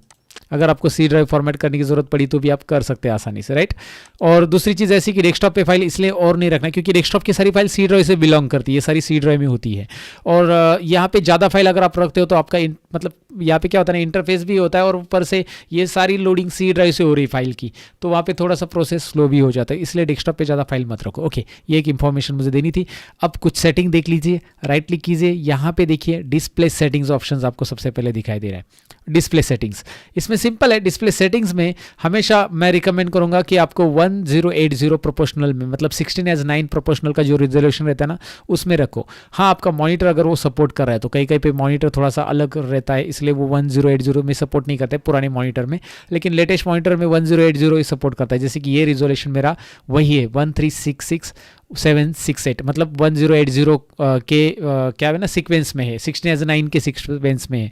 16:9 में ये भी रहता है, याद रखिए 16:9 रिजोल्यूशन ये भी रहता है, और 1920 ये भी 16:9 में। लेकिन ये मॉनिटर सैमसंग का मेरा ये पुराना मॉनिटर है तो इसमें इतना ही सपोर्ट हो रहा है फिलहाल के लिए। तो आप देख सकते हैं इसमें 1366768 ये रिजोल्यूशन मैंने रखा है। ओके, 100% यहाँ पे रिकमेंड मैं करूँगा। ये सेटिंग्स आपको राइट क्लिक करके मिलेगी, राइट क्लिक डिस्प्ले सेटिंग्स। ये सेटिंग्स आपको इसलिए रखनी रहती है जब आप स्क्रीन रिकॉर्डिंग कर रहे हो तो वो 16:9 में रिकॉर्डिंग आ जाता है। ओके, बेसिकली मैं रिकॉर्डिंग करता हूँ तो मेरा फुल स्क्रीन आपको दिखाई दे रहा है 16:9 रिजोल्यूशन में। दूसरा है कि पर्सनलाइज सेटिंग्स, इसमें कुछ बेसिक सेटिंग्स रहती है जो शायद आपको पता रहेगी, पता है तो आगे मतलब फॉरवर्ड कीजिए वीडियो को फटाफट। जैसे कि यहाँ पे आपको बताया कि आप बैकग्राउंड बदल सकते हैं, राइट। यहाँ से आप बैकग्राउंड जो चाहिए वो यहाँ पे रख सकते हैं, डेस्कटॉप का बैकग्राउंड आपको बदलना है, या फिर ब्राउज करके आप अपना खुद का पिक्चर यहाँ पे रख सकते हैं, कोई भी फोटो आपके पास है वो आप रख सकते हैं। ब्राउज कीजिए, फोटो सिलेक्ट कीजिए, दैट्स इट, वो डेस्कटॉप के बैकग्राउंड में आएगा। बेसिक चीज़ है, right. I don't want to explain it, right, वो आपको पता होनी चाहिए। यहाँ पे कलर्स भी बदल सकते हैं, जैसे ये थीम का कलर है तो आप डार्क लाइट रखना चाहते हैं, ये ऑप्शंस पे क्लिक करके बस क्या बोलते हैं ना, इससे चेक कीजिए किस तरह से ये ऑप्शंस मिल रहे हैं। यहाँ पे आपको रिजल्ट मिलते जाएगा, प्रीव्यू दिखाई देगा। कलर्स आप चेक कर सकते हैं, चेंज कर सकते हैं। लॉक स्क्रीन कैसे डिस्प्ले होनी चाहिए, जैसे लॉक होता है, जैसे विंडोज स्टार्ट करते मतलब आपने पासवर्ड दिया रहेगा तो विंडोज चालू करती है लॉक स्क्रीन आती है, तो वो कैसे दिखनी चाहिए इस तरह से। या फिर इसके लिए यहाँ पे है देखिए पिक्चर ऑप्शन के साथ चाहिए तो ऐसा पिक्चर आएगा, जो आपका बैकग्राउंड का पिक्चर है वही दिखाई देगा। या फिर पिक्चर बदल सकते हैं आप, खुद का भी लॉक स्क्रीन पे पिक्चर रख सकते हैं, और स्लाइड शो भी यहाँ पे रख सकते हैं। तो ये सारे ऑप्शन है ना, क्लिक करके आपको देखने की ज़रूरत है। स्क्रीन टाइम आउट क्या रहेगा, स्क्रीन सेवर सेटिंग्स कैसी होती है। स्क्रीन सेवर मतलब जब आप स्क्रीन पे काम नहीं कर रहे तो स्क्रीन सेवर घूमते रहेगा सामने, तो उसके लिए भी यहाँ पे स्क्रीन सेवर आता है, राइट। स्क्रीन सेवर में जाओ, ये पुराने कंप्यूटर में भी रहा करता था। जैसे आप चाहते बबल्स, तो ये देखिए बबल्स, ये प्रीव्यू करके मैं आपको दिखाना चाहूँगा प्रीव्यू। लेकिन आपने माउस अगर हिलाया तो शायद रिकॉर्डिंग में आता होगा, माउस अगर हिलाया तो वो चला जाएगा, राइट। अगर रिकॉर्डिंग में डिस्प्ले नहीं हो रहा है तो यहाँ पे आप देख सकते हैं ये बबल्स कैसे आ रहे हैं, या फिर अलग अलग स्क्रीन सेवर है उसका टाइम आउट रख सकते हैं। और स्क्रीन सेवर के लिए ये भी रख सकते हैं, मतलब जैसे स्क्रीन सेवर आए तो ये जैसे स्क्रीन सेवर पे किसी ने इंटर बटन प्रेस किया स्क्रीन सेवर हटाने के लिए तो उसको डायरेक्टली पासवर्ड पूछा जाए, तो ये होता है अपना कंप्यूटर सिक्योर रखना। जैसे आपके कलीग वगैरह क्या होता है कोई भी एक्सेस कर लेगा कंप्यूटर बार बार आके, लेकिन आप लंच टाइम ले रहे हो ऑफिस में तो उस टाइम पे ये ऑप्शन ऑन करके रखो, स्क्रीन सेवर ऑटोमेटिक आएगा, कंप्यूटर में लॉक हो जाएगा ऑटोमेटिक 1 मिनट के बाद। टाइमिंग भी आप यहाँ पे रख सकते हैं। तो ये स्क्रीन सेवर की एक बेसिक सेटिंग है जो सारे किसी को पता होना चाहिए। ट्रायल करके देखो, अप्लाई करके देख लो तुरंत। यहाँ पे 1 मिनट रखो, यहाँ पे स्क्रीन सेवर सेलेक्ट करो जो चाहिए वो। आप खुद का टेक्स्ट चाहते हैं तो यहाँ पे 3D टेक्स्ट में जाओ और यहाँ पे सेटिंग्स में जाओ, अपना खुद का टेक्स्ट भी आप यहाँ पे टाइप कर सकते हैं। एक बेसिक चीज़ है, ज़रा टाइप करके देखिए। ये भी देखिए विंडोज़ 10 आ रहा है, जैसे मैं यहाँ पे टाइप करना चाहता हूँ मेरा खुद का टेक्स्ट, जैसे कंप्लीट टेक्नोलॉजी या learnmopro.com जो कि हमारी वेबसाइट है, आपको पता ही रहेगा इस वेबसाइट के बारे में। नहीं तो डिस्क्रिप्शन में मैंने लिंक दी है, चेक कीजिएगा, इंटरेस्टिंग कोर्सेज वहाँ पे चल रहे हैं। ओके, learnmopro.com इस तरह का टेक्स्ट अगर शायद स्क्रीन रिकॉर्डिंग में दिख रहा होगा, लेकिन यहाँ पे दिख रहा है आपको। ओके, सो बेसिकली आपको ये पता चला कि भाई इसमें यहाँ पे टाइम सेट कर सकते हैं, यहाँ पे सेटिंग है, यहाँ पे प्रीव्यू है, सारी चीज़ें देख सकते हैं और अप्लाई करेंगे तो अप्लाई हो जाएगा। मैं नहीं कर रहा हूँ, लेकिन स्क्रीन सेवर की ज़रूरत है आपको। तो तो ये सारी चीज़ें यहाँ पे दी है, बाकी भी चीज़ें आप चेक कर लेना। ये बेसिक सेटिंग्स है जो आपको जाननी ज़रूरी है। जैसे मैंने बैकग्राउंड बदला तो यहाँ पे बदल गया। अब यहाँ पे और कुछ चीज़ें जैसे कि कंट्रोल पैनल सेटिंग, तो मैं यहाँ पे कंट्रोल टाइप कर रहा हूँ रन में। देखिए मैंने टाइप किया है स्टार्ट रन कंट्रोल। अब हम कंट्रोल करेंगे, इस कंट्रोल के जरिए हम हमारे कंप्यूटर को कंट्रोल कर सकते हैं। अब इसमें ढेर सारी सेटिंग्स है जो कि एक वीडियो में मैं नहीं बता पाऊंगा, लेकिन मतलब अभी इस वीडियो के लिए मैंने हार्डवेयर के लिए स्पेशली रखा है। तो हार्डवेयर की जो इंपॉर्टेंट सेटिंग्स है उससे रिलेटेड मैं अभी बता रहा हूँ। लेकिन अगर आपका रिकमेंडेशन है, आप कमेंट मुझे ज़रूर लिखिए कि सर हम बिट लॉकर के बारे में या बाकी सारी चीज़ों के बारे में डिटेल में जानना चाहते हैं, तो मैं हर एक के ऊपर वीडियो बनाऊँगा। राइट मुझे कुछ प्रॉब्लम नहीं है, इसके रिलेटेड मैं वीडियो बनाऊंगा ज़रूर। फिलहाल आप यहाँ पे देख सकते हैं, मैं आपको जो बताने वाला वो है प्रोग्राम एंड फीचर्स। ये ऑप्शन दोबारा दिखाता हूँ, मैं फोकस करके बताता हूँ कि आपके पास ये ऐसा व्यू नहीं आया ना, तो ऊपर यहाँ पे राइट कॉर्नर में ज़रा ध्यान दीजिए। ये देखिए large icons, right large icons यहाँ पे दिखाई दे रहा है। ये लार्ज आइकॉन्स मैंने रखा है। अगर आपके यहाँ पे कैटेगरी सिलेक्टेड है तो आपका कुछ ऐसा व्यू आएगा। ये देखिए, तो यहाँ पे क्लिक कीजिए और लार्ज आइकॉन्स, ये देखिए लार्ज आइकॉन, स्मॉल आइकॉन भी रख सकते हैं आप। यहाँ पे आना है, प्रोग्राम्स एंड फीचर्स पे क्लिक करना है। ये क्या बताता है, क्लिक करो। ये बता रहा है कि आपके कंप्यूटर में कौन कौन से सॉफ्टवेयर इंस्टॉल है। इतने सारे सॉफ्टवेयर इंस्टॉल है, जो अनइंस्टॉल करना है उसे सिलेक्ट कीजिए। मुझे जो अनइंस्टॉल करना है, मुझे जैम सर्वर अनइंस्टॉल करना है। यहाँ पे मैं क्लिक करके अनइंस्टॉल करूँगा। राइट इस पर क्लिक करके आप अनइंस्टॉल, ये जैम सर्वर PHP वगैरह के लिए होता है, कोडिंग के लिए। ओके तो ठीक है, ये आपको डेफिनेटली यहाँ पे समझ में आएगा कि अनइंस्टॉल करना बहुत ईजी। और इंस्टॉल करना कैसे, मैंने आपको ड्राइवर जैसे इंस्टॉल करना बताया वैसे इंस्टॉल करना होता है। इंस्टॉल करना कोई डिफिकल्ट नहीं है, बहुत ईजी होता है दोस्तों। डबल क्लिक करके इंस्टॉल करो कोई भी सॉफ्टवेयर, दैट्स इट। और आजकल बस इजी मेथड है सब सॉफ्टवेयर के। MSI फाइल आती है। MSI फाइल क्या होती है, इसके ऊपर मैंने ऑलरेडी कंप्लीट टेक्नोलॉजी चैनल पर वीडियो बनाया है दोस्तों, देख लेना। और यहाँ पे ये है प्रोग्राम एंड फीचर्स के बाद आपको मैं और चीज़ दिखाना चाहूँगा, ये है यूज़र अकाउंट। जो इंपॉर्टेंट सेटिंग्स है वो हम देख रहे हैं अभी फिलहाल। यूज़र अकाउंट जो आपको पता होना चाहिए, जो कि आपके कंप्यूटर में आपका यूज़र अभी लॉगिन है। जैसे मेरा यूज़र लॉगिन है, लर्न मोड दिखाई दे रहा है, मेरा फोटो भी आ रहा है, क्या बात है। ओके सो यहाँ पे मैं करना चाहता हूँ suppose change your account, account type change करना है, अकाउंट नेम चेंज करना है, या फिर मैनेज अनदर अकाउंट करना है। जो भी चेंजेस करने मैं यहाँ पे क्लिक करूँगा। मुझे फोटो बदलना है, सारी चीज़ें यहाँ पे अवेलेबल रहती है। मुझे पासवर्ड बदलना है, सारी चीज़ें इस सेटिंग में जाकर आप यहाँ पे कर सकते हैं। मैं फिलहाल एक और अकाउंट बना के दिखाना चाहूँगा आपको, क्योंकि यहाँ पे तो ये नाम बदलना वगैरह यहाँ पे सामने क्लिक किया तो मिल जाएगा आपको। बस मैनेज अनदर अकाउंट में जाओ और यहाँ पे add new user PC settings, यहाँ पे क्लिक करना है। देखिए आप विंडोज 7 अगर यूज़ कर रहे हो ना, तो वहाँ पे इस तरह का इंटरफेस नहीं आएगा, थोड़ा सा अलग इंटरफेस आएगा। विंडोज 7 यूज़ कर रहे हो तो कोई बात नहीं, विंडोज 7 जब आप यूज़ करो तो वहाँ पे आप जैसे क्लिक करोगे क्रिएट न्यू अकाउंट आएगा, नाम दे दो और अकाउंट तैयार होगा। सामने सामने इंटरफेस आता है। यहाँ पे वैसे ही विंडोज 10 के अंदर थोड़ी सी चीज़ें अलग होती है। ये विंडोज 10 में मैं रिकॉर्डिंग कर रहा हूँ, तो यहाँ पे अलग क्या है कि यहाँ पे आपको फैमिली मेंबर ऐड करने के लिए ऑप्शन आता है, और यहाँ पे ऐड समवन एल्स। इसमें क्या होता है कि फैमिली मेंबर जब ऐड करते हो आप, कोई बच्चे का अकाउंट वगैरह ऐड करते हो, तो वहाँ पे पर्टिकुलर कुछ चीज़ें आप सेट कर सकते हैं। देखिए यहाँ पे you can help kids to stay safe with appropriate websites को आप यहाँ पे time limits, apps and games को लॉक अनलॉक यहाँ पे करने के फीचर्स रहते हैं। इसके बारे में मैंने ऑलरेडी एक वीडियो बनाया था, पेरेंटल कंट्रोल कैसे डाला जाता है, चाइल्ड पेरेंटल कंट्रोल, वो वेब अपने चैनल के ऊपर अवेलेबल है, वो जरूर देख लेना। मैं आपको आई बटन पे लिंक देता हूँ, डिस्क्रिप्शन में भी लिंक देता हूँ। पेरेंटल कंट्रोल हम कैसे अप्लाई करके कर सकते हैं। फिलहाल ये देखिए ऐड फैमिली मेंबर पे मैं क्लिक कर रहा हूँ। ऐड फैमिली मेंबर पे क्लिक करने के बाद यहाँ पे आपके सामने जस्ट अ मोमेंट, और यहाँ पे आपको क्या करना है, उनका email ID create one for child account यहाँ पे दिया भी है कि आपका माइक्रोसॉफ्ट अकाउंट है तो यहाँ पे डालो उनका। माइक्रोसॉफ्ट अकाउंट नहीं है तो क्रिएट वन फॉर चाइल्ड यहाँ पे क्लिक करो और माइक्रोसॉफ्ट अकाउंट तैयार कर लो। और माइक्रोसॉफ्ट अकाउंट तैयार करके डायरेक्टली फिर वहाँ पे अकाउंट तैयार होगा उनका, नया एक अकाउंट। तो आप ऐसे अकाउंट भी तैयार कर सकते हैं। बेसिकली आपको ये डेफिनेटली समझा। और अकाउंट तैयार होने के बाद वहाँ पे फैमिली सेफ्टी के लिए आपको मतलब पेरेंटल कंट्रोल ऑप्शन आता है। तो ये तो विंडोज 10 के अंदर अकाउंट कैसे तैयार करना मैंने आपको बताया, लेकिन विंडोज 7 के अंदर आप चाहते हैं कि यूजर अकाउंट कैसे बनाना और पेरेंटल कंट्रोल कैसे लगाया जाता है, प्रैक्टिकली देखना चाहते हैं, तो मैंने उसके ऊपर ऑलरेडी वीडियो बनाया था जो मैं आपको यहाँ पे भी दिखा रहा हूँ। दोस्तों अगर आपके कंप्यूटर्स में मल्टीपल यूजर है, जैसे कि यहाँ पे कंट्रोल पैनल से आप यूजर अकाउंट तैयार करते हैं, मैं आपको दिखा देता हूँ मल्टीपल यूजर क्रिएट कैसे करते हैं। कंट्रोल पैनल में जाते हैं हम, यहाँ पे शायद आप हार्डवेयर से वाकिफ हो या कंट्रोल पैनल से वाकिफ हो तो आपको आता होगा कि भाई कंट्रोल पैनल से हम लोग किस तरह से यूजर अकाउंट से यूजर बनाते हैं। तो यहाँ पे मल्टीपल यूजर है, यहाँ पे यूजर अकाउंट में जाइए, यूजर अकाउंट में manage another account, manage another account में हम लोग नए यूजर तैयार कर सकते हैं। यहाँ पे आ रहा है क्रिएट न्यू अकाउंट। अब मेरे पास पहले से एक यूजर है, यहाँ पे दिख रहा है आपको प्रिया नाम करके, ये मेरे कंप्यूटर का यूजर एडमिनिस्ट्रेटर, और यहाँ पे मैं कर रहा हूँ create new account. Create new account पे यहाँ पे मैं क्लिक कर रहा हूँ और एक नया यूजर यहाँ पे बना रहा हूँ। अब ये नया यूजर यहाँ पे दिखाई दे रहा है स्टैंडर्ड यूजर करके, मैं इसे बना रहा हूँ और यहाँ पे मैं नाम दूंगा इसको, सपोज मैं नाम दे रहा हूँ यहाँ पे एबीसी अकाउंट। यहाँ पे मैं क्रिएट कर रहा हूँ और यहाँ पे क्रिएट अकाउंट पे मैं यहाँ पे क्लिक कर दूंगा तो आपको दिखाई दे रहा है ये अकाउंट यहाँ पे क्रिएट हो चुका है, यहाँ पे दिखाई दे रहा है क्लियरली।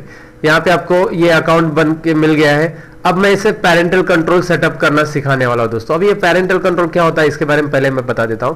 अगर आप पेरेंट्स हो, आप एडमिनिस्ट्रेटर के राइट से आपके पास ये एडमिनिस्ट्रेटर अकाउंट आपका है और आपने ये जो अकाउंट बनाया है, आपके घर में जो भी चाइल्ड है या आपका कोई छोटा भाई है उसके लिए आपने ये अकाउंट बनाया सेकेंडरी, तो उसको आपको कुछ चीजें रेस्ट्रिक्ट करनी है, जैसे कि वो हमेशा कंप्यूटर लॉगिन करके बैठा रहता है, गेम खेलते रहता है, तो गेम्स रेस्ट्रिक्ट करना है, कोई एप्लीकेशन रेस्ट्रिक्ट करना है या फिर टाइम रेस्ट्रिक्शन भी देना है।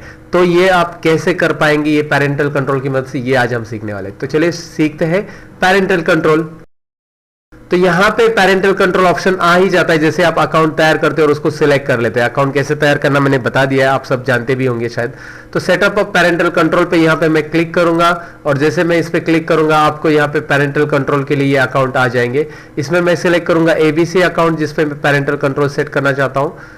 जाहिर सी बात है ये मेरा एडमिनिस्ट्रेटर अकाउंट है तो इसको मैं पेरेंटल कंट्रोल नहीं सेट करना चाहता हूँ, एबीसी को सेट करना चाहता हूँ। तो एबीसी को पेरेंटल कंट्रोल यहाँ पे मैं सेट करूंगा। तो एबीसी पे आपको क्लिक करना होगा पेरेंटल कंट्रोल यहाँ पे सेट करने के लिए। यहाँ पे आपको दिखाई दे रहा है setup how ABC will use the computer. आप सेटअप कर सकते हैं कि एबीसी किस तरह से कंप्यूटर यूज करना है, एबीसी को क्या सेटअप देना है आपको। तो यहाँ पे सबसे पहले आपको क्लिक करना होगा, यहाँ पे आपको दिख रहा है ऑन इन्फोर्स करंट सेटिंग्स, तो मैं इस पे क्लिक कर रहा हूं और जैसे मैं क्लिक कर रहा हूं यहाँ पे आपको विंडोज की 3 सेटिंग्स आ रही है, time limits, games, allow and block specific programs. तो मैं यहाँ पे आपको सबसे पहले दिखा देता हूं कि टाइम लिमिट्स कैसे करना है। तो चलिए टाइम लिमिट्स पे मैं यहाँ पे क्लिक कर देता हूं। टाइम लिमिट्स पे क्लिक करने के बाद आपको दिखाई दे रहा है यहाँ पे पूरे वीकडेज मंडे टू संडे आ रहा है पूरा पूरा, यहाँ पे पूरे हावर्स भी आ रहे हैं 24 हावर्स।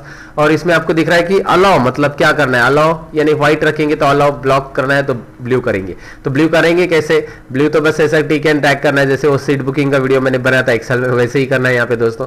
बस मैं यहाँ पे ड्रैग कर रहा हूँ और आपको दिखाई दे रहा है अभी आपको कौन से हाउस में उनको कंप्यूटर लॉग इन करना अलाउ करना है वो आप यहाँ पे रख सकते हैं और बाकी सब ब्लॉक कर दीजिए। जैसे कि उनका ऑफ टाइम रहता है, उनको ये 2 घंटा ही कंप्यूटर में बैठने के लिए अलाउ करना है, तो जैसे ही कंप्यूटर में बैठेंगे 11 से 1 के बीच में, आफ्टरनून में 11 से 1 के बीच में बैठेंगे तो यहाँ पे उनको लॉग इन करने के लिए अलाउ होगा। और अगर शाम को 6 बजे 5 बजे कोई भी टाइम इसके अलावा कहीं पे भी वो लॉग इन करने चाहेंगे तो उनको मैसेज आएगा कि टाइम रेस्ट्रिक्शन है, आप ये लॉग इन नहीं कर सकते, प्रिवेंट इस टाइम पे आपको प्रिवेंट किया गया, रोका गया है लॉग इन। तो ये ओके कर दीजिए और आप इसे लॉग इन करके चेक कर सकते हैं। फिलहाल मैं यहाँ पे लॉग अप नहीं कर पाऊंगा इस वीडियो में, क्योंकि मैं जैसे लॉग अप कर लेता हूं मेरा वीडियो रिकॉर्डिंग स्टॉप हो जाता है।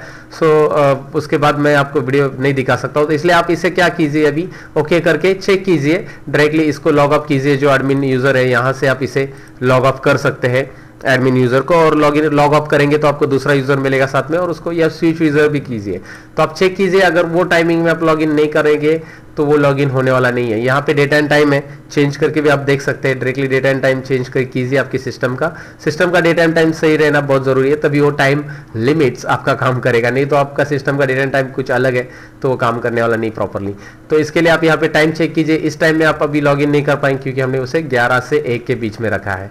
तो क्लियर है आपको ये कैसे टाइम लिमिट सेट करना है। तो चलिए, यूजर को टाइम लिमिट सेट करना तो आपने सीख, लेकिन अभी वो बच्चे हैं और गेम्स खेलते हैं तो उसके लिए आप गेम्स रेस्ट्रिक्शन भी कर सकते हैं। तो आप पेरेंट्स हैं तो आपके लिए काफी यूजफुल है ये। और यहाँ पे दिखाई दे रहा है आपको control which types of games can you ABC play. तो एबीसी को कौन सा अलाउ करना है कौन सा नहीं।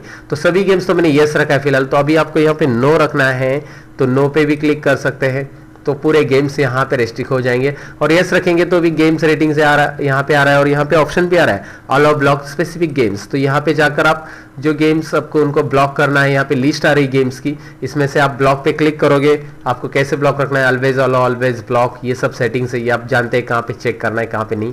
तो आप यहाँ पे क्लिक करके उसे चेक और अनचेक कीजिए, जैसे ब्लॉक करना है या अलाउ करना है। तो यहाँ पे ऑप्शंस है और वो आप सेटिंग्स कर सकते हैं। तो यहाँ पे आपको समझ में आया कि यहाँ से हम गेम्स सेटिंग्स कर सकते हैं, गेम्स को ब्लॉक कर सकते हैं उसके लिए। और यहाँ पे नेक्स्ट है एप्लीकेशंस। यहाँ पे मैं इसे ओके कर देता हूँ। यहाँ पे दिख रहा है allow and block specific programs applications. तो यहाँ पे ये एप्लीकेशंस का तो आपको ज़्यादातर चाइल्ड के लिए तो कोई ज़रूरी नहीं है फिलहाल, लेकिन जब आप ऑफिस में हो और वहाँ पे आप यूजर्स तैयार करते हो तो वहाँ पे सपोज आपके पास बहुत सारे एप्लीकेशंस है जो टैली ऑपरेटर है, सपोज अकाउंटेंट है, आपने रखे हैं उनको जॉब के लिए, तो वो लोग बाकी के भी यूज़ कर रहे हैं सॉफ्टवेयर, उनका कोई काम नहीं, वो सॉफ्टवेयर पे भी बैठ के टाइम पास हो रहा है उनके साथ, उनका वो टाइम पास कर रहे हैं वहाँ पे। तो आप क्या कीजिए, यहाँ पे ABC can only use programs I allow, मतलब एबीसी को जो प्रोग्राम्स मेरे कंप्यूटर में पूरे इंस्टॉल है वो सब अलाउ नहीं करने, जितने मैं उसको अलाउ करूंगा उतने ही वो यूज करेगा। तो यहाँ पे आपको पहले क्लिक करना है और जैसे ही यहाँ पे क्लिक करेंगे पूरे कंप्यूटर के प्रोग्राम यहाँ पे एप्लीकेशन पाथ के साथ लोड हो जाएंगे। थोड़ा सा टाइम लेगा ये, बट वो पूरे प्रोग्राम की लिस्ट आ जाएगी यहाँ पे, और उसके जरिए आप जो प्रोग्राम अलाउ करना चाहते हैं अलाउ कर सकते हैं, जो ब्लॉक करना चाहते हैं ब्लॉक कर सकते हैं। तो ये ऑप्शंस है यहाँ पे। अभी मैं वेट करता हूँ थोड़ा सा। यहाँ पे दिख रहा है आपको पूरे प्रोग्राम्स अभी मेरे लोड हो चुके हैं, सभी के सभी जो इंस्टॉल प्रोग्राम है उसके सब लोकेशंस यहाँ पे है।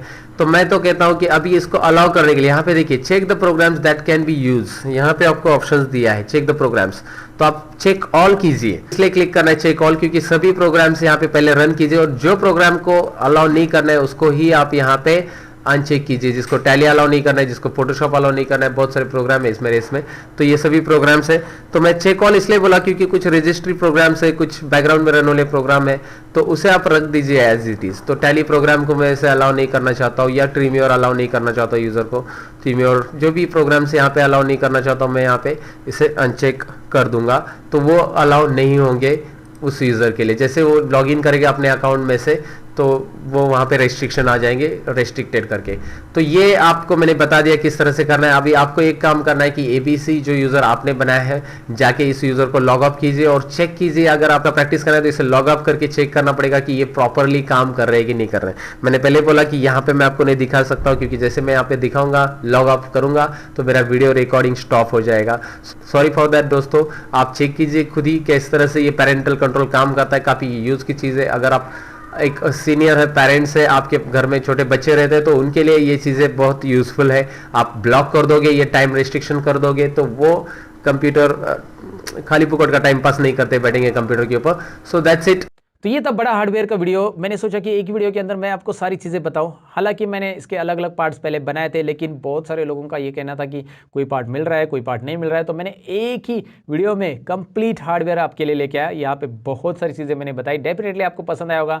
लाइक, शेयर और कमेंट ज़रूर कीजिए। साथ ही में हमारे जितने भी चैनल है उनके लिंक हमने डिस्क्रिप्शन में दी है। तो और भी कंप्यूटर में एक्सपर्ट बनना है तो हमारे चैनल को सब्सक्राइब करके रखिएगा। मिलूंगा मैं कुछ और इंटरेस्टिंग वीडियो के अंदर। तब तक के लिए हमेशा की तरह यही कहूँगा, सीखते रहो, सिखाते रहो और अपना ख्याल रखो। Bye bye.